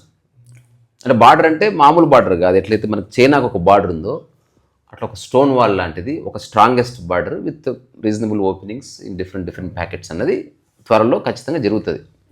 ఇట్ విల్ హ్యాపెన్, బట్ ఇప్పుడు జరగదు. మన లైఫ్ టైం ఎండ్ అవుతున్నప్పుడు వి మే సీ దట్. అంటే దాంట్లో పిఓకే కూడా కలుస్తాయి అన్నా, లేకపోతే అది ఈ నెక్స్ట్ 10 yearsలో డిసైడ్ అవుతుంది. అంటే ఇప్పుడు గ్రౌండ్ ఇది ఇప్పుడు హఠాత్తుగా ఏది చేయడానికి వీల్లేదు, కేయాస్ ఏర్పడుతుంది, అనిశ్చితి వస్తుంది. అందుకని ఇది ఎలాంటిదంటే కొంచెం ఈజీగా అర్థం కావడానికి ఎగ్జాంపుల్ చెప్తున్నా. పేషెంట్ ఐసీయూలో ఉన్నాడు, యాక్చువల్గా చచ్చిపోయాడు. కానీ బయటకు వచ్చి ఆవేశపడే వాళ్ళకి ఏం చెప్తారంటే ఇప్పుడిప్పుడు కోఆపరేట్ చేస్తున్నాడు, శ్వాస తీసుకుంటున్నాడు, రిలాక్స్, టీ తాగిరండి. ఆ తర్వాత కొంచెం ఇప్పుడు ఆస్తమా వచ్చింది. ఓవరాల్గా డాక్టర్ చెప్పకముందే 80% ఆఫ్ ద పీపుల్కి డౌట్ వస్తుంది, పోయాడేమో. అప్పుడు చెప్తున్నప్పుడు వాళ్ళు స్టేబుల్గా వింటారు. ఇప్పుడు యాజ్ ఎ కంట్రీ మనకున్న బడ్జెట్స్ కానీ లేకపోతే పొలిటికల్ సిస్టమ్ కానీ చాలా పాజిటివ్గా ఉంది టు క్యాప్చర్ సంథింగ్. అయినా సరే జియో పొలిటికల్ ఇష్యూస్, తర్వాత వేరే దేశాల నుంచి, దాని తర్వాత ఐక్యరాజ్య సమితి, ఆ తర్వాత లోకల్ పాలిటిక్స్, హఠాత్తుగా రాంగ్ మూవ్ తీసుకుంటే అపోజిషన్ లీడర్స్కి ఏమన్నా బలయ్యే అవకాశం ఉంటుంది. ఇట్లాంటివన్నీ మెజర్ చేసి అప్పుడు ఒక నిర్ణయం తీసుకుంటారు. నా నమ్మకం ప్రకారం it may take 5 to 10 years. అంటే ఇప్పుడు కాదు అది. కానీ బార్డర్స్లో పనిచేసేవాడిగా నేనైతే దానికి సపోర్ట్ చేయను. నేను సపోర్ట్ చేస్తలేదు, నేను మామూలుగా చెప్తున్నాను. నేను అనేది ఏంటంటే నా టేక్ ఏంటంటే దానిపైన పాకిస్తాన్లో ఏదైతే సింధు ప్రావిన్స్ ఉందో, ఇప్పుడు తార్కార్పూర్ డిస్ట్రిక్ట్ అని ఉంది, ఇప్పటికి కూడా అక్కడ 81% హిందూస్ ఉన్నారు. అర్థమైందన్న. తర్వాత ఖుల్నా డిస్ట్రిక్ట్ అని ఉంది బంగ్లాదేశ్లో, ఇప్పటికి కూడా అక్కడ మెజారిటీ హిందూస్ ఉన్నారు. చిట్టగాంగ్ హిల్ ట్రాక్ట్ ఉంది, ఇప్పటికి కూడా అక్కడ హిందూస్ మెజారిటీ ఉన్నారు. ఈ రోజున ఈ పాలసీలు కానీ ఇవన్నీ ఏవైతే ఉన్నాయో అక్కడ నుంచి పారిపోయి వచ్చిన వాళ్ళ గురించి అర్థమైంది. కానీ అక్కడ వాళ్ళని సేఫ్ గార్డ్ చేయాలి అంటే అవి ఒక హిందూ రాష్ట్ర అయ్యే ఒక పొటెన్షియల్ ఉన్న ప్లేసెస్. దానికి ఒక దూర ఆలోచనతో మనం పనిచేయాలి. ఎందుకంటే ఇవన్నీ కూడా ఇజ్రాయెల్ ఎంత ల్యాండ్ ఉందో అంత ల్యాండ్ జరుగుతుంది. నేను చెప్తున్నాను, నేను మీకు జరుగుతుంది. కానీ హఠాత్తుగా జరిగే విషయాలు కాదని, హఠాత్తుగా అసలు జరగవు. అంటే ఇప్పుడు అది దుందుడుకు నడుస్తూ ఉంటారు, జరుగుతుంది. అంటే ఇప్పుడు మన భారతదేశంలో 100 మంది ఉన్నారనుకో, అందులో 100 మందిలో 80% of the people daily bread and butter గురించి ఆలోచించి బతుకుతూ ఉంటారు. వాడికి వేరే దేశం వచ్చి పరిపాలించిన వాడు చేసేది అదే, మన వాళ్ళు పరిపాలించిన అదే. Only 20% of the people intelligentsia ఉంటారు, they know what is happening around. అట్లాంటి దాంట్లో మళ్ళీ ఈ ఐడియాలజికల్ డిఫరెన్సెస్ ఉన్నాయి, వీటి మధ్యన కాన్సెన్సస్ వచ్చే వరకు టైం పడుతుంది. రెండోది, ఒక దేశం ఎకానమీ బిల్డ్ చేసింది ఒక రాంగ్ స్టెప్ కనుక తీసుకుంటే ఉల్టా పల్టాయి మొత్తం ప్రజల మీద ఎఫెక్ట్ పడుతుంది. ఇప్పుడు ఉన్న ఈ ఎడ్యుకేటెడ్ పీపుల్ ఒకప్పటి సమాజం లాగా లేదు. నా ఇన్ఫర్మేషన్ వార్ఫేర్ వచ్చిన తర్వాత we became more dumb and more sensitive also. అంటే అన్నీ తెలిసినట్టే ఉంది, దేనికి స్పందిస్తలేరు. ఎందుకంటే ఇంటర్నెట్ ద్వారా తెలుస్తుందిలే అనుకుంటున్నారు, తద్వారా ఆబ్లివియన్గా మారిపోతున్నారు. అంటే we are not alert and aware. ఒకప్పుడు ఏ అడ్రస్ లేకుండా పర్ఫెక్ట్ ఇంటికి రీచ్ అయ్యేటోళ్ళు, ఎందుకంటే అంత బాగా కార్డు ముక్క రాసేవాళ్ళు. ఇప్పుడు గూగుల్ వచ్చిన 100 సార్లు ఫోన్ చేసుకుంటున్నారు, బికాజ్ మిస్కమ్యూనికేషన్ చాలా ఎక్కువైపోయింది. అట్లా. సో అది వేరే సబ్జెక్ట్. మళ్ళీ coming back to your subject ఏంటంటే, ఆర్ యూ హ్యాపీ?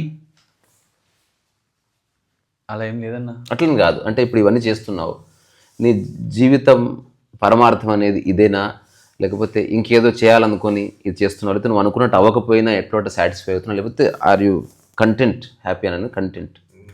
అలా ఏం లేదన్న, అసలు అలా కూడా ఆలోచించిన. ఫ్రాంక్గా చెప్తున్నాను, ఎప్పుడు డజంట్ మ్యాటర్. అంటే what drives you? Drives me is my people right. ఏదైతే నా ధర్మం నా ముందర ఉందో దట్ డ్రైవ్స్ మీ. అంతే. So I become what ever it wants. ఈరోజు నేను ఎగ్జిబిట్స్ చేస్తున్నాం వరల్డ్ వైడ్. ఇప్పుడు నేను ఏదైతే బట్టలు వేసుకున్నానో, I don't know, it's all my own brand call stateless. నేను డిజైనర్ కాదు, నేను ఫోటోగ్రాఫర్ కాదు, ఆర్టిస్ట్ కాదు. Whatever my people want, I become that. So ఈరోజు నాకు యాక్చువల్గా నాకు ఇష్టం ఉండదు మాట్లాడటం. అంటే నేను చెప్తున్నాను, ఐఎమ్ వెరీ ఇంట్రోవర్ట్. అదే ఒప్పుకుంటా. కానీ ఈరోజు నేను బయటికి తెచ్చుకొని నా జనాలు. అంటే ఇప్పుడు నేను నా ఆటోబయోగ్రఫీలో ఒక కొత్త వర్డ్ కాయిన్ చేసిన, దాన్ని ఏమంటే సందర్భ జ్ఞానము అని. అంటే రియల్ నాలెడ్జ్ అన్నది సందర్భం నుంచే వస్తుంది. అంటే నువ్వు అనుకొని చేసేది కాదు. ఇప్పుడు ఎగ్జాంపుల్, ఈ ఏరియాలో బాగా వర్షాలు పడుతున్నాయని తెలిసిందనుకో, మనమంతా గొడుగుల ఫ్యాక్టరీ పెట్టుకోవాల్సి వస్తుంది, సందర్భం నుంచి వర్క్ పుడుతుంది. అట్లా ఈయన ఒక మానసికంగా ఒక సిచ్యువేషన్ క్రియేట్ చేసుకొని ఆ సందర్భంలో తిరిగి అక్కడి నుంచి తనకి ఏది బాగా నచ్చుతుంది అనే వరకు మీరు సెలెక్ట్ చేసుకున్నట్టు నాకు అనిపిస్తున్నది. ఎందుకంటే మీరు అనుకుంటే సాఫ్ట్వేర్ ఇంజనీర్ చేయొచ్చు, లేదా ఓన్లీ యోగా టీచర్గా బతకొచ్చు. ఉండొచ్చు. కానీ ఏమన్నా అదే ఇప్పుడు ఇందాక అన్నారు కదా, ఇప్పుడు ఒక స్పిరిచువల్ గా ఉన్న వాళ్ళు వాళ్ళ అది అంటే అది నాకు ఎలా అనిపిస్తుంది అంటే, మాకు ఎలా ఉంటుందంటే, ఇప్పుడు మోక్షం కోసం పనిచేయడం కూడా నాకు స్వార్థం అనిపిస్తుంది. Very nice. నా జనాలు అంత హింసపడతా ఉంటే నేను ఒక్కడిని మోక్షం తెచ్చుకొని పైకి నేనేం చేస్తాను? నేను కావాలంటే మళ్ళీ వస్తా. అదే ఇది బోధిసత్వ ఫిలాసఫీ అన్నమాట. అంటే సో ఇది ఎట్లుందంటే నాకు చాలా సెల్ఫిష్గా అనిపిస్తుంది అది. సో నేను ఐ కాంట్ డూ ఇట్. నా దిస్ ఇస్ నాట్ నా పర్సనాలిటీ కాదు అది. అంతే అన్న, అంత సింపుల్ అది. ఇప్పుడు ఈ వర్క్ కి సంబంధించి కూడా ఇప్పుడు ఈయన విజన్ ఈయన పెడుతున్నది ఇంకో అంటే ఇది వైడ్ స్పెక్ట్రమ్ ఇది. అంటే ఇప్పుడు ఈ బీయింగ్ ఎవరైతే ఉన్నారో ఇది ఫిలాసఫీ అంటే మాటలు ఉన్నాయి, స్పిరిచువాలిటీ అంటే అక్కడి నుంచి కొంత కంటెంట్ ఉంది, ట్రావెలింగ్ అంటే కొంత కంటెంట్ ఉంది, తర్వాత మనీ వరల్డ్ ఆస్పెక్ట్ డబ్బు అంటే yoga I charge this much అని అదే కంటెంట్ ఉంది. దాంతోపాటు సోషల్ సర్వీస్ అంటే అక్కడి నుంచి కంటెంట్ ఉంది. తర్వాత national defence policies, border security, రియల్గా ప్రాక్టికల్గా ఏం జరుగుతుందంటే ఆ కంటెంట్ ఉంది. తర్వాత దేశంలో ఉన్న డిఫరెంట్ కమ్యూనిటీస్ ఎవరెవరి సైకాలజీ ఎట్లా ఉంటుందంటే ఆ కంటెంట్ ఉంది. తర్వాత భవిష్యత్తులో నా దేశం ఎట్లా ఉండాలంటే కొంత కంటెంట్ ఉంది. ఇది డిఫరెంట్ బాల్ ఇది. అంటే మనం బాక్స్ లో పెట్టనీకి లేదు. అయినా కానీ అందుకే నేను పాలసీ ఏదైతే మీరు చూస్తున్నారు కదన్నా, నేను ఎందుకు వింటున్నా, why I'm not cross questioning అంటే ఇది ఫిజికల్గా మన ముందున్న సైకలాజికల్గా వైడ్ రేంజ్ ఆఫ్ సబ్జెక్ట్స్ని డీల్ చేసింది ఎర్లీ ఏజ్ నుంచి. ఇప్పుడు నేను కూడా అటువంటి కేటగిరీ. వైలిన్ అంటే వైలిన్ ఉంది అంటే నువ్వు అట్లా ఒక దాంట్లో పెట్టనీకి రాదు. It's better to listen rather than ఏం చేయబోతున్నావు ఏం చేయకపోతున్నావు అట్లనే బదులు అసలు ఆయన ఏమో చేస్తున్నాడు, కాలం నిర్ణయిస్తుంది. నా క్వశ్చన్ అంతా ఒకటే, దానికి చాలా స్పిరిచువల్ రిలంలో 2 ఆన్సర్స్ ఇచ్చాడు. I don't even seek happiness. రెండోది మోక్షం అట్లా ఏం అక్కర్లేదు. అంటే వర్క్ కర్మయోగం అనొచ్చా, నిష్కామ కర్మయోగం కిందికి వస్తుంది. మీ ఇష్టం అన్న ఏదైనా. అట్లా కాదు, నేను ఫ్రాంక్ అంటే నేను అట్లా కాదు. అట్లాంటప్పుడు భగవద్గీత ఒక్క నిమిషం నో నేను అగ్రి చేయను. అలాంటప్పుడు డోంట్ కోట్ భగవద్గీత, డోంట్ కో శ్లోక. ఎందుకు కోట్ చేస్తున్నావు? అది చేసినప్పుడు నిష్కామ కర్మ కూడా ఉంది, దాన్ని కూడా నువ్వు దేనికి అడాప్ట్ చేసుకో చెప్పుకో సరదాగా. మీరు అన్న అదే అంటున్నాను కదా, కర్మయోగం కాలం కర్మయోగం అట్లా కాదు, అట్లా కాదు. నిష్కామ కర్మయోగానికి ఒక డెఫినేషన్ ఉంది. ఒకవేళ దానికి ఫిట్ అయితే చెప్తా అంటుందంటే అయ్యుండొచ్చు కాదు, అయ్యుండొచ్చు అంటే ఇది ఎట్లా అబ్బాయి అమ్మాయి అంటే అయ్యుండొచ్చు. నేను ఒక మాట ఏం చెప్తానన్నా, మీరు ఇప్పుడు అన్ని డైమెన్షన్ ఉన్నాయి అంటున్నారు కదా, నాకు అనిపించినాయి అదే అన్న మీరు ఇంకొకటి చెప్తా. దీంట్లో నేను పాలసీకి వస్తాను, దీంట్లో ఉన్న ఒక్క పాయింట్ కూడా నేను చేర్చింది కాదు. అది ఓకే బై, ఇదంతా కూడా మన జనాలకు వాళ్ళు అడిగినవే మనం. ఇప్పుడు ఈ conversation it is not subjective, it is essence oriented. I'm not interested in your subject నా. ఎందుకంటే నాకు మొదలుపెట్టిన 5 నిమిషాల్లోనే దీని రేంజ్ అనేది కొంచెం బ్రాడ్గా ఉంది. ఒకవేళ నువ్వు అందుబాటులో ఉంటే ఒక కపుల్ ఆఫ్ కాన్వర్జేషన్స్ ఆసుగా చేయొచ్చు నీతో. అంటే నీకు నోటికి నచ్చింది మాట్లాడితే అప్పుడు మాకు గ్రిప్ దొరుకుతుంది ఎక్కడి నుంచి నీతో. ఎందుకంటే నాకు తెలియని సబ్జెక్టు నేను మాట్లాడేంత స్టూపిడ్ని కాదు. నాకు బార్డర్ సెక్యూరిటీ గురించి ఐడియా ఉంది. I have never been to any border. తర్వాత మన భారతదేశంలో గుజరాతీస్ ఉన్నారు, మరాఠీస్ ఉన్నారు తెలుసు. నేను ఏనాడు వాళ్ళతో 5 నిమిషాలు కూర్చునలేదు, తిన్నది నాకు తెలియదు. కానీ నాకు ఐ అండర్స్టూడ్ ద మైండ్. వాడు విదేశీయుడైనా గుజరాతీ అయినా అందరికి మైండ్ ఉంది, అందరికీ స్ట్రెస్ ఉందని తెలుసు. అట్లాంటి వాళ్ళకి నేను ఏమన్నా సాయం చేస్తాను. కానీ ఇప్పుడు నీదేంటి, గ్రౌండ్లో నిలబడి వాళ్ళ రియల్ ప్రాగ్మెటిక్ ప్రాబ్లమ్స్తో నువ్వు డీల్ చేస్తున్నావు. కాబట్టి నువ్వు చెప్పింది ఏమంటారు, సిర్ మాథే పర్ అంటారు కదా, అట్మోస్ట్ వైటల్ ఇంపార్టెన్స్తో వింటున్నా నేను. అవును, కరెక్టే. కానీ ఇంకోటి ఏంటంటే ఇప్పుడు డే టు డే జీవించడం, యాజ్ ఆఫ్ నౌ జీవించడం అనే స్పిరిచువల్ కాన్సెప్ట్స్ పక్కన పెడితే జనరల్గా ఇలాంటి ఇష్యూస్కి చాలా బ్రాడర్ విజన్ అండ్ ప్లానింగ్ ఉంటుంది కదా.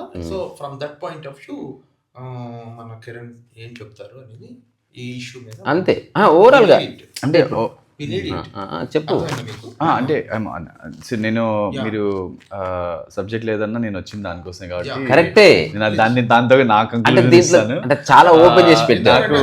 ఓపెన్ అంటే పండోరా బాక్స్ ఓపెన్ చేసావు. ఇగో నువ్వు అన్నది కదా ఎగ్జిట్ పాలసీ అని చెప్పినావు కదా, ఎక్కువ టాపిక్స్ ఓపెన్ చేస్తే ఎగ్జిట్ చేయలేదు. ఎందుకంటే నీకు అది చేయాలని ఉంది, బట్ నాకు ఇంకొకటి ఇంట్రెస్ట్ అడగండి, మాట్లాడదాము. ప్రధానంగా ఈ రిఫ్యూజీ దాని మీద వర్క్ చేస్తున్నారు కాబట్టి దీనికి సంబంధించినటువంటి విజన్ ఏంటి, ప్లాన్ ఏంటి? సరే, ఇప్పుడు మనం దీని తర్వాత కాన్వర్సేషన్ ముగిద్దాం. సో ఎక్స్క్లూజివ్గా speak about this Indic refugee policy. అంటే ఇది speak for few minutes non stop. తప్పకుండా. అంటే ఇప్పుడు ఏదైతే మన హిందూ శరణార్థులు కానివ్వండి, వీళ్ళు అట్లా ఎందుకు వస్తున్నారని నేను ఆల్రెడీ చెప్పడం జరిగింది. వచ్చిన వాళ్ళు ఎవరైతే ఉన్నారో వాళ్ళకి ఈ రోజున ఒక పాలసీ లేదు.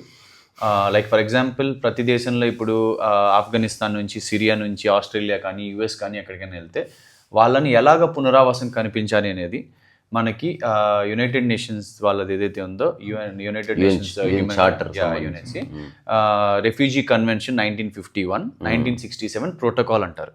ఈ రెండింటికి ఒక పద్ధతి ఉంటుంది, ఇలా ఇలా ఇలా చేయాలి అని. దానికి మన భారత్ సిగ్నేటరీ కాదు. ఓకే, సో నేను దానికి సపోర్ట్ చేయను కూడా. బికాజ్ నేను ఒక యుఎన్ బాడీ అనేదే మనం రీసెర్చ్ చేస్తే చాలా క్లియర్గా ఎప్పుడైతే ఈ కాలనైజేషన్ ఎప్పుడైతే వాళ్ళకి అంతమైపోతుందో వాళ్ళ పవర్ ఇంకా నడపడానికే ఈ వరల్డ్ బ్యాంక్ కానివ్వండి, యునైటెడ్ నేషన్స్ కానీ స్టార్ట్ చేయడం అనేది చాలా క్లియర్గా I can prove it as my research.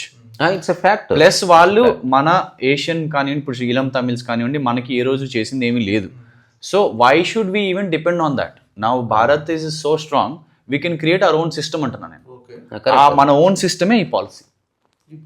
ఈ పాలసీ ఏంటంటే వాళ్ళు రాగానే వాళ్ళకు రెఫ్యూజీ స్టేటస్ ఇవ్వాలి అనేది. ఇప్పుడు అలా అని చెప్పి ఇది కొత్తది కాదు. మళ్ళీ డిస్పైట్ మనం రెఫ్యూజీ కన్వెన్షన్ వాటిలో మన సిగ్నేటరీ కాకపోయినా, India is the largest host of refugees on the planet. అంటే ఇప్పుడు ఈలం తమిళ్స్ ఉన్నారు, టిబెటియన్ బుద్ధిస్ట్ ఉన్నారు, ఎగ్జాంపుల్ చెప్తున్నాను. సో ఇప్పుడు దీనితో ఏమడుగుతున్నాను, ఫస్ట్ ఏం అడిగాం మనం, వచ్చిన వాళ్ళకి ఒక ఐడెంటిటీ ఇవ్వమంటాం అంతే.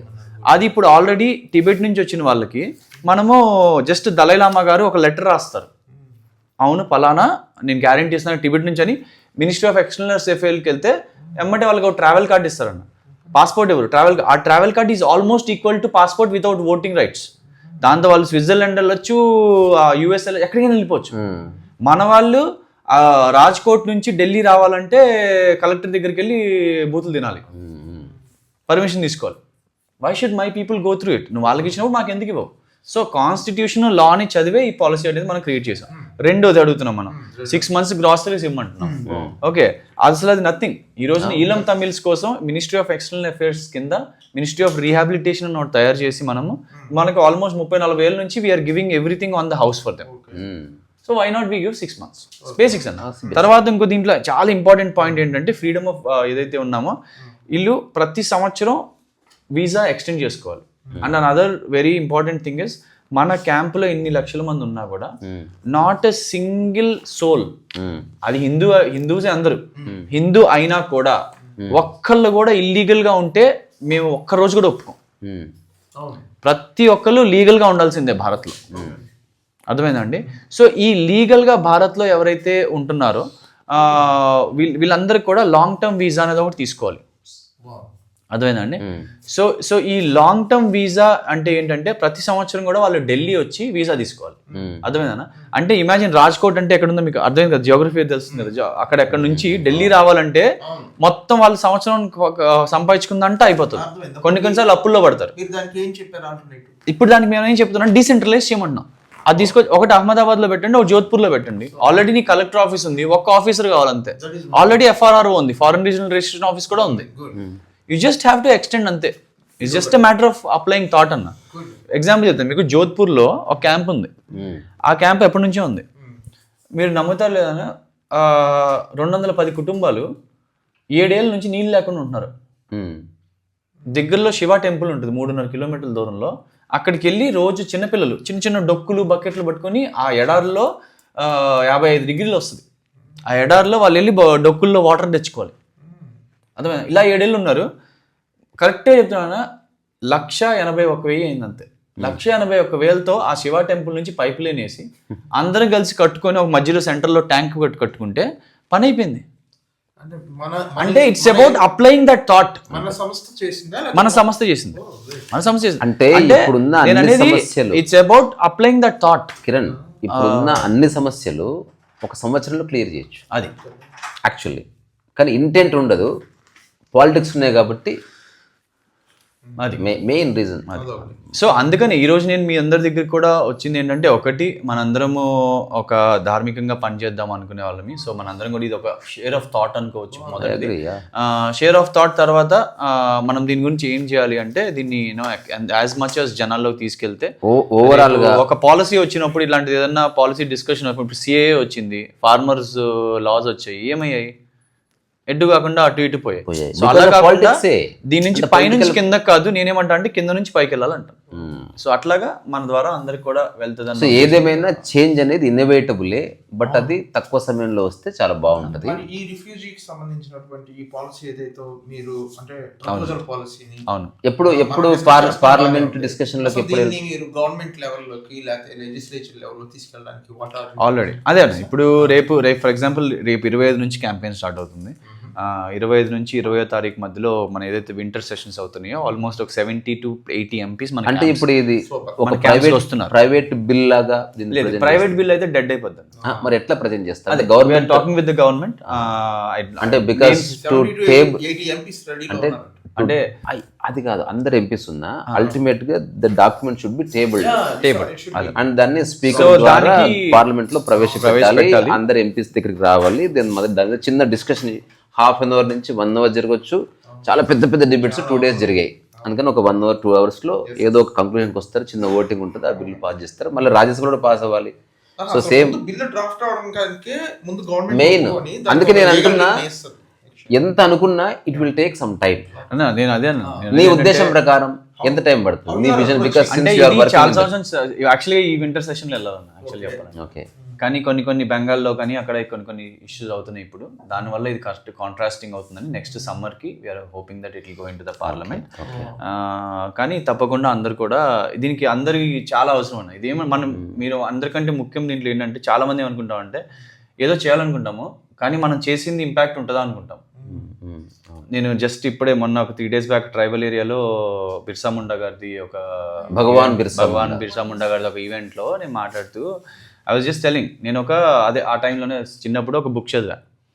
ఆ బుక్లో స్టోరీ ఏంటంటే ఐ ఎండ్ విత్ దిస్. అసలు ఆ బుక్లో ఏంటంటే మన ఫ్రీడమ్ టైంలో రాజమండ్రి దగ్గర రంపచోడవరం దగ్గర ఒక ఫోటోగ్రాఫర్ ఉన్నారు. అమ్మ పెద్ద ఆవిడ ఎవరో వెయిట్ చేస్తున్నారు. తను ఇంటుంది, నువ్వు వింటున్నారా? నమస్తే. సరే అంటే ఏమన్నా లోపల రావడానికి వెయిట్ చేస్తాను. సో ఇక్కడంతా ఫ్రీ బర్డ్స్. సో కెమెరాకి వచ్చి అడ్డం కూర్చున్నా మన టాక్ నడుస్తుంటుంది. రంపచోడవరంలో ఒక ఫోటోగ్రాఫర్ ఉన్నారు, చాలా పోర్ అనమాట. ఆయన ఏంటంటే మామూలుగా పొలాలు అవి చేసుకుంటూ ఉండేవాళ్ళు, కానీ ఫ్రీడమ్ ఫైట్ చేయాలనేది ఆయన కోరిక. కానీ ఇంట్లో పిల్లలు దానికి వెళ్తే వీళ్ళు అనాథలు అయిపోతారు అన్న ఉద్దేశంతో ఆయన ఏం చేయలేకపోయేవాళ్ళు. అప్పుడప్పుడు మన రాజమండ్రి జైల్లో పెద్ద పెద్ద ఫ్రీడమ్ ఫైటర్స్ అందరినీ పెట్టేవారు, బాంగ్ల గంగాధర్ తిలక్ అని అందరినీ. వాళ్ళకి కూడా ఈయన వెళ్ళి ఫొటోస్ తీయటం అన్నీ చేసేవాళ్ళు. సో వాళ్ళని కలవటం ఆయనలో ఇంకా చాలా చేయాలని ఉండేది, కానీ ఏం చేయలేదు ఎప్పుడు.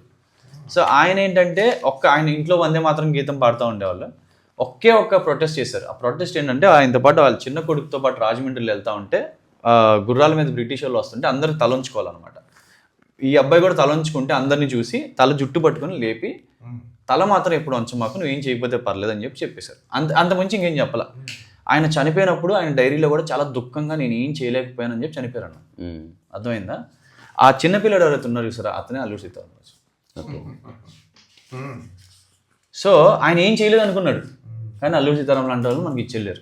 అంటే సో మనం చేసేది మనకు కనిపించకపోవచ్చు, కానీ మన ధర్మం వైపు అడిగేస్తే దాని రిజల్ట్ అనేది ఖచ్చితంగా వస్తుంది. సో ఒకళ్ళే అవ్వచ్చు, కానీ లేదు ఇప్పుడు నువ్వు చెప్పిందే నేను దాదాపు ఎవ్రీ అదర్ డే నేను అప్పుడప్పుడు మాట్లాడతా. అంటే ఎక్కువ చేయడం వల్ల జరుగుతుంది అనుకోవద్దు, ఏమీ చేయకపోయినంత మాత్రాన చేయనట్టు కాదు. దాంట్లో ఆ సీడ్లో ఎంత బలం ఉంది, ఆ చేస్ట్ లోపల ఎంత యూనివర్సాలిటీ ఉంది, ఎంత ట్రుత్ ఉన్నది పాయింట్ తప్ప హడావిడి గందరగోళము అరుపులు కేకలు నినాదాలు ఒక ఎక్స్టెంట్ వరకే పనిచేస్తాయి. అంటే అన్ని అన్ని రకాలుగా ఉండాలి. ఇప్పుడు నువ్వు చేసి ఇంత దాంట్లో సీడ్ లోపల క్లారిటీ లేకపోతే ముందుకెళ్తాంటావా? మరి అదే నేను నువ్వేం చేయకపోయినా first get the clarity what you can do. అంటే 50% అన్న క్లారిటీ ఉండాలి. నీవేం చేయగలవు, నీ రిసోర్సెస్ ఏమిటి, నీ బాడీ మైండ్ కాంప్లెక్స్ ఏమిటి, ఎంత టైం ఇవ్వగలవు, నీ క్షేత్రం ఏది, ఇవన్నీ తెలుసుకోకుండా ఎట్లా చేస్తాం? కరెక్ట్. అది మీరు అన్న పాయింట్ చాలా కరెక్ట్. అది తర్వాత కానీ just keep speaking about it. నువ్వు మాట్లాడాలన్నా సీడ్ లో ఒక విషయం ఉండాల్సిందే. క్లారిటీ ఇచ్చాను, అదే డాక్యుమెంట్ మాట్లాడాలన్నాను, అందుకే నేను ఇది ఇక్కడ అంటే ఒకటి చాలా ఇంపార్టెంట్ అమ్మా, ఇది డెఫినెట్గా ఇప్పుడు ఇది డిజిటల్ టైం కాబట్టి మన మన మన ఛానల్ ద్వారా ఒకవేళ ఎవరైనా కూడా ఇప్పుడు మనము we are going to make lot of stories మన క్యాంప్లో. ఇప్పుడు క్యాంప్కి అందరు రాలేరు, కానీ క్యాంపస్ని మేము జనాల్లో తీసుకెళ్దాం అనుకుంటున్నాము. సో అవి వచ్చినప్పుడు you can just share it. మనకి ఇప్పుడు ఒక 1000-2000 మందిని మనం ఒక బ్రాడ్కాస్ట్లో చేసుకుంటే మీరు ఒక 2000 మంది షేర్ చేస్తే ఆటోమేటిక్గా అది వైరల్ అయిపోతుంది. అర్థమైందా? ఈ రోజున చాలా స్టోరీస్ ఉంటాయి నా క్యాంప్లో. వాళ్ళకి మీరు నమ్ముతారు లేదో, మీరు మన క్యాంప్కి వస్తే 2 చూస్తారమ్మా. ఒకటి స్మైల్స్, అందరు నవ్వుతూ ఉంటారు, ఏది ఇంత కష్టంలో ఉండి కూడా. రెండోది వాళ్ళ ప్రతి ఇంట్లో ఆడపిల్ల ఉంటుంది, just about to hit the puberty or hit the puberty. అంటే ఆ 7 నుంచి 14 ఏళ్ల మధ్యలో ప్రతి ఇంట్లో ఆడపిల్ల ఉంటుంది. అదే మీకు స్టోరీ చెప్పేస్తుంది వాళ్ళు ఎందుకు వస్తున్నారు అనేది. That is the story. అంటే వాళ్ళకి సెక్యూరిటీ, ఎప్పుడైతే ఆడపిల్ల మెచ్యూరిటీ హిట్ అవుతుంది అని వాళ్ళకి రాబోతున్నారు అంటే ఇంక చాలు, వాళ్ళ భయం మొదలైపోతుంది. అర్థమైందిలే. అప్పటి నుంచి వాళ్ళు ప్రిపేర్ అయిపోయి వస్తూ ఉంటారు. అంటే సెక్యూరిటీ అస్సలు లేదు. అది వాళ్ళు ఈ ల్యాండ్లోకి వస్తేనే at least they can breathe. Absolutely. ఇప్పుడు నాకు ఒకటే అంటాను, ఇప్పుడు కిరణ్ భాయ్ कुछ नहीं है, ये अभी चलेगा, अभी और 10 साल 15 साल पर हम सेफ तो है और हमारा धर्म तो बचा है. వదిలేయాలమ్మా, ఇంకేం రీజన్. సెక్యూరిటీ, నేను లైఫ్ అండ్ డెత్ ఒకటి, తర్వాత ఈ అత్యాచారాలు ఒకటి, అంటే ఇవి చాలా ఇంపాక్ట్ చూపిస్తాయి. సిస్టర్ అన్నదానికి నేను ఒకటి అగ్రీ చేస్తాను. ఏమన్నారంటే ధర్మం కోసం అనేది చాలా ఇంపార్టెంట్ ఇక్కడ. సో అక్కడ ధర్మం మనము అక్కడ మారిపోతే సెక్యూరిటీ ఉంటది, కానీ వాళ్ళ ధర్మాన్ని వదలట్లేదు. మనం ఫస్ట్ ఫౌండేషన్ లోనే. అవును, మనం ఇప్పుడు అట్లాంటి ఇప్పుడు మొఘల్స్ వచ్చారు, మారిపోయిన వాళ్ళు ఉన్నారు, మారిపోయిన వాళ్ళు ఉన్నారు. ఇప్పుడు అక్కడ కూడా మారిపోయి మంచి మంచి పదవుల్లో ఉన్న వాళ్ళు ఉన్నారు, వాళ్ళు ఉన్నారు. అందుకని మనం డిస్కస్ చేసే గురించి అంటున్నాను. నేను చాలా, నాకైతే I feel very proud that మన వీళ్ళకి, అంటే స్వామి వివేకానంద గారు చెప్పినట్టు ఖాళీ కడుతున్నవారికి బుర్రకెక్కదు, ధర్మం ఎక్కదు, ఫస్ట్ ఫీడ్ చేయండి అంటారు. ఐఎమ్ వెరీ ప్రౌడ్ దట్ ఆయన కూడా, నాకు తెలిసి గర్వంగా అనిపిస్తుంది, ఆయన కూడా అందరి గురించి మాట్లాడలేదు. అది వీళ్ళు ఖాళీ కడుపులే కాదు, రేప్స్, మర్డర్స్, హెరాస్మెంట్ ఇన్ని ఉన్నా కూడా ధర్మం వదల, అయినా కూడా వీళ్ళు వదల్లా. సో ఆకలి అనేది చాలా చిన్న విషయం వీళ్ళకి. అలాంటి వాళ్ళకి మనం ఈరోజు భారత్ వస్తుంటే వాళ్ళని మనం సేవ చేయటం అనేది ఇది మన అదృష్టం. చాలా, నాకు తెలిసి ప్రపంచంలో స్ట్రాంగెస్ట్ హిందూస్ వీళ్ళే. ఏపీ తెలంగాణలో లేదు, ఓన్లీ నార్త్ బెల్ట్. పాకిస్తాన్ విడిపోయినప్పుడు కొందరికి అక్కడ ఉన్న మన హిందువులకు అసలు అది తెలియని కూడా తెలియదు. కరెక్ట్ చెప్పారు మీరు, చాలా మంచి. మన పాలసీలో ఉంది ఇది జస్ట్ ఒక స్మాల్ వైట్, దీన్ని వైట్ పేపర్ అంటామా, దీన్ని వైట్ పేపర్ అంటాము. జస్ట్ ఒక 7 pages డాక్యుమెంట్ అనమాట. ఫుల్ డాక్యుమెంట్ మన 270 pages అన్న. 91% మంది మా రీసెర్చ్లో చెప్పింది ఏంటంటే, అసలు మీరు ఎందుకు ఉండిపోయారు అంటే మాకు తెలియదు అన్నారు. తెలియదు అంటే 1964 అయ్యే వరకు కూడా తెలియదు. చాలా మంది ఇట్లా వచ్చి కచ్చుకొచ్చి పెళ్ళిళ్ళకి వచ్చి వెళ్ళిపోతూ ఉండేవాళ్ళు. ఇది కూడా ఒక ఇంపార్టెంట్ పాయింట్. అంటే మనకి కాన్స్టిట్యూషన్ ఎస్టాబ్లిష్ అయిన తర్వాత కూడా ఇక్కడ సిటిజన్స్ అక్కడికి, అక్కడ సిటిజన్స్ ఇక్కడికి ట్రాన్స్ఫార్మ్ అయితేనే ఉన్నారు. అంటే there is no fixed policy. ఆ తర్వాత చాలా సంవత్సరాలకి ఇక్కడ వాళ్ళు ఇక్కడే, అక్కడ వాళ్ళు అక్కడే అన్నది వచ్చింది. 60 ద్వారా ముస్లింస్కి ఏ హాని లేదు, ఇక్కడున్న హిందువుల ద్వారా ముస్లింస్కి ఏ హాని లేదు. కానీ అక్కడున్న హిందువులకి, ఇక్కడున్న హిందువులకి ముస్లింస్ ద్వారా హాని అయితే ఉంది. ఇది కామన్ పాయింట్ ఉంది. అవును, ఐ అగ్రీ. అంటే ఇది చాలా పెద్ద సబ్జెక్ట్. ఇది ఇక్కడ నుండి ముస్లింస్ అటు ఎల్లల కోసం ఇక్కడ వక్ఫ్ బోర్డు పెట్టిరు, కానీ అక్కడ నుండి హిందువుల కోసం అక్కడ సనాతన బోర్డు. ఇప్పుడు నువ్వు టాపిక్ ఓపెన్ చేయక, అంటే పండోరా బాక్స్ ఓపెన్ చేయక, అది వేరే టాపిక్స్ అవి ఆల్ టుగెదర్. మనం డిస్కస్ చేస్తున్నది ఎవరైతే శరణార్థులు ఉన్నారో వాళ్ళ కోసం నేనున్నాను అని కిరణ్ చుక్కపల్లి నిలబడ్డాడు. ఇది మన సబ్జెక్టు. నువ్వు అట్లా రకరకాల విషయాలు మనం చర్చిస్తే ఎక్కడికి పో. లేదు అదేం లేదు, ఎట్లేం పెట్టలే, ఎవరికి ఉంటుంది అన్న ఇదే ఎవరు చదవాలి. మీకు విషయం, ఇది యాక్చువల్గా ఇది ఉంది కదా, ఇక్కడ నుంచి స్టార్ట్ అయ్యేది డాక్యుమెంట్. జస్ట్ నేను 3 days బ్యాకే దీన్ని ముందుకు తెచ్చా. ఎంత ఎవరు చదవట్లేదు, కనీసం ఏదైనా చూస్తారు. ఇగో ఈ మన భారతదేశంలో పార్లమెంట్లో ఉన్న ఒక 500 పైచిలకు ఎంపీస్లో ఒక సగం మంది ఎంపీస్ కిరణ్ మాట వింటే సగం దేశం విన్నట్టే. అంటే you don't have to make understand everybody, just meet the right person, let him speak, let him respond. అంటే మనం ప్రతి ఒక్కరితో పోరాడుతూ పోయిననుకో నువ్వు పోతావు అనమాట. అది అయ్యే పని కాదు. అంటే రియల్ వర్క్ చేసేవాడు మూలాన్ని పట్టుకొని అంటే మన పని ప్రతి ఒక్కరిని దమా ఖరాబ్ చేయడం కాదు. సరైన వ్యక్తి చెప్తే అందరూ ఆలోచిస్తారు, మనం చెప్తే గొడవ పడతారు. అందుకని ఎవరు ఎక్కడ ఏ క్షేత్రంలో ఎట్లా పని చేయాలి, మనకు ఉపయోగపడే వాళ్ళు ఎవరు, ఇట్లాంటివన్నీ ఆలోచించి ఏదేమైనా గొప్ప పని చేస్తున్నావు అబ్బాయి. థ్యాంక్స్ అన్న. సంతోషం. ఇది మామూలు విషయం కాదు. ఇది ఇప్పటివరకు నా జీవితంలో నేను చూసిన రేరెస్ట్ ఆఫ్ రేర్ సబ్జెక్ట్. అంటే ఇలాంటి థాట్ కూడా వస్తుంది. మనం ఊరు వదిలి ఎక్కడికో డబ్బుల కోసం అమెరికాకు పోయిన వాళ్ళు ఉన్నారు, కానీ శరణార్థులు ఉన్నారు, క్యాంపుల్లోనే ఉంటారు. శరణార్థులు ఉన్నారు. వాళ్ళకు ఒక హోమ్ ఇద్దాము, వాళ్ళకు ఒక హోప్ ఇద్దాము. ఫ్యామిలీనే మెయింటైన్ చూసుకోలేదు అన్ని రకాలుగా. ఇగో ఒక ఫ్యామిలీని కాదు, ఎంతమందిని మెయింటైన్ చేసుకోవచ్చు. అక్కడ ఈ హిచిచాడు ఉండకూడదు. అక్కడ ఒక లక్ష్యం ఉంది. ఈయన వ్యక్తిగతంగా వాళ్ళ ఫ్యామిలీలోకి వెళ్ళి దూరి చేయట్లే. Is giving a route map, live like this అని చెప్తున్నాడు. అట్లా కాకుండా కుటుంబ సభ్యుల్లాగా ఉంటే ఒక ఫ్యామిలీ చాలా దమా ఖరాబ్ చేసుకోవడానికి.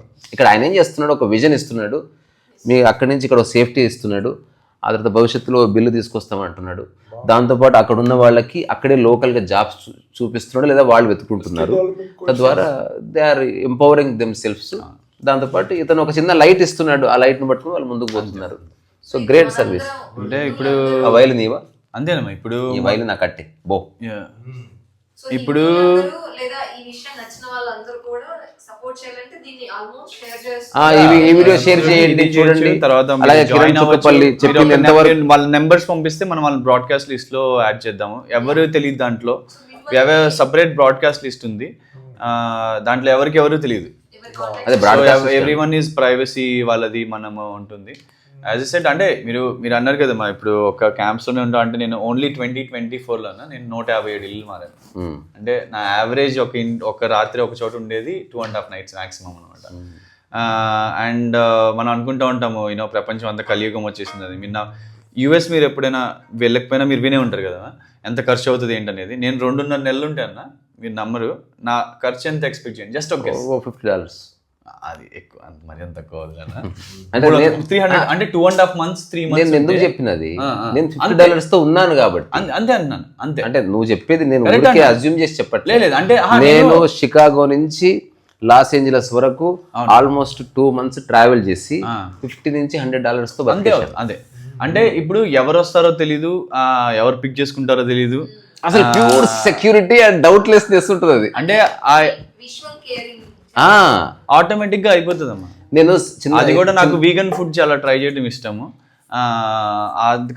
ఎక్కడైనా ఎయిర్పోర్ట్ లో ఎక్కడైనా ఉంటే కొత్తగా కనిపిస్తే ఎక్సైట్మెంట్ లో అది. తర్వాత నేను ఒక చిన్న క్యాబిన్ బ్యాగ్, ఇది నా బ్యాగ్ మీరు చూస్తే మీరు చూడొచ్చు ఎలా ఉంటుందో. ఇది నా సంవత్సరాల నుంచి నేను వాడుతున్న బ్యాగ్ ఇది.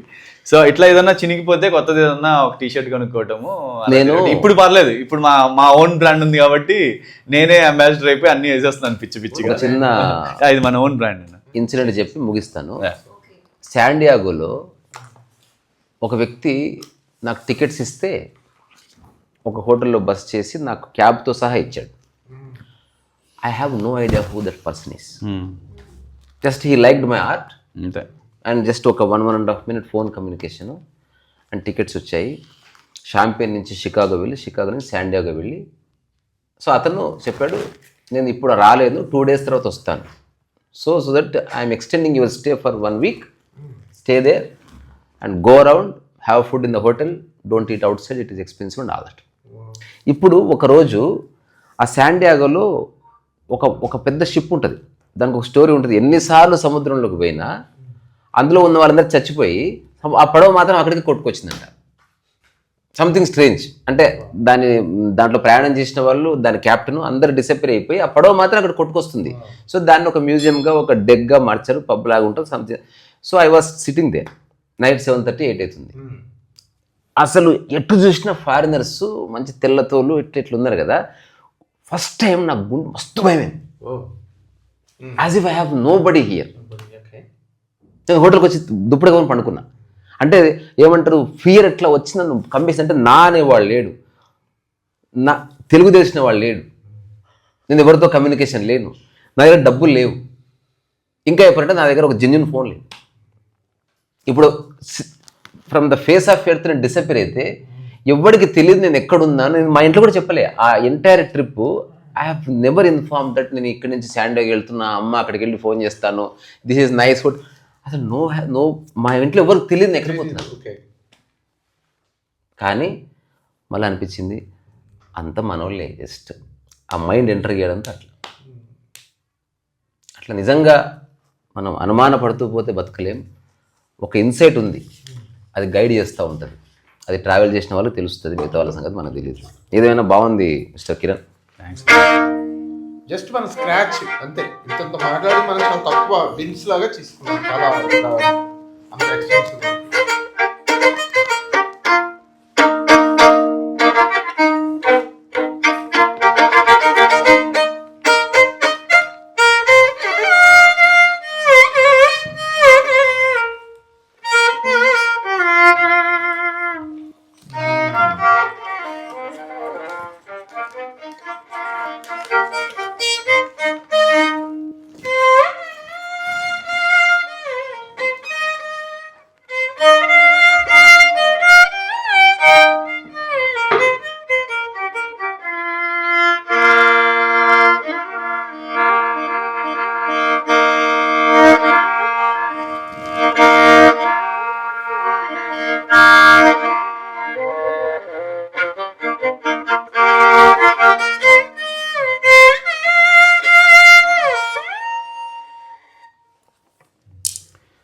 So I wish you all the best. Thank you. So నువ్వేం హ్యాపీనెస్ కోరుకోవట్లేదు, లేకపోతే ఇది ఏదో నీకు అనిపించింది ఒక ఇన్స్టింక్టివ్గా చేస్తున్నావు అంతే.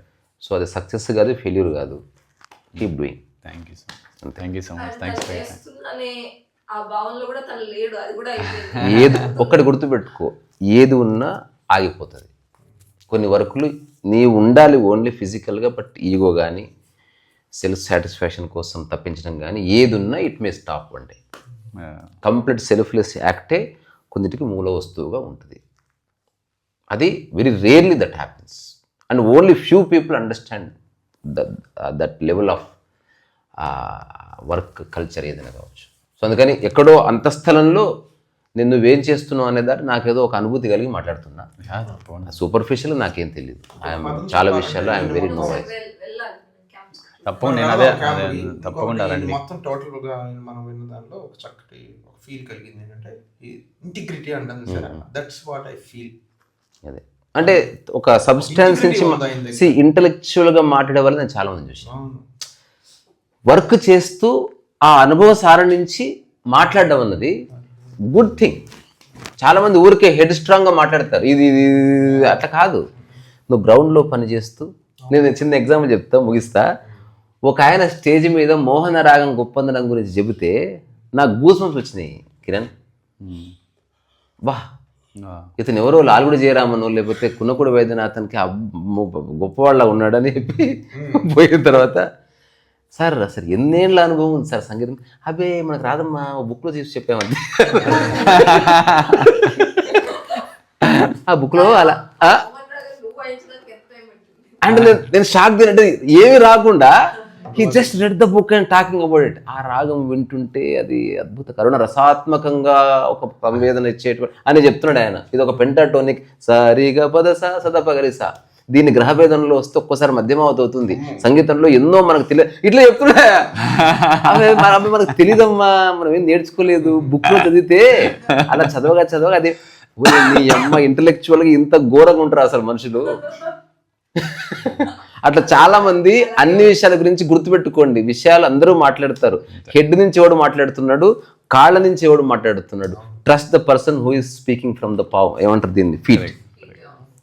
వాడి మాటలే దమ్మున్నాయి, మిగతా అదంతా పట్టించుకోవాల్సిన అవసరం లేదు. రీసా రసవైసా మళ్ళీ కలుసుకుందాం మిస్టర్ కిరణ్. సో ఎక్కడున్నా నాకు అసలు మొదటిసారి వచ్చినట్టు అనిపించలే. ఏం రాలేదు, అలా లేదు. నాకు I feel very comfortable. Thank you so much. మన సిట్టింగ్ పోస్టర్స్ చూస్తే తెలుస్తాయి. Thank you so much for making me so comfortable. Last మాట అంటే అవుట్ సైడ్ నుంచి కాస్మోపాలిటనే, కానీ డీప్ ఇన్సైడ్ నేను కూడా ట్రైబే. అయితే మీరు ఇక్కడ వచ్చారు, అది కూడా దానికి చిన్న అది పంపడంతో పాటు ఇది సరే, అది మా కన్నమ్మ గ్రేస్ నుంచి వచ్చింది, అది అట్లా అనుకుందాం సార్. అంటే ఎక్కువ మాట్లాడక్కర్లేదు. Okay, thank you. చెప్పు బెటా, you want to ask something? Okay, నా బిడ్డ ఏదో తప్పకుండా.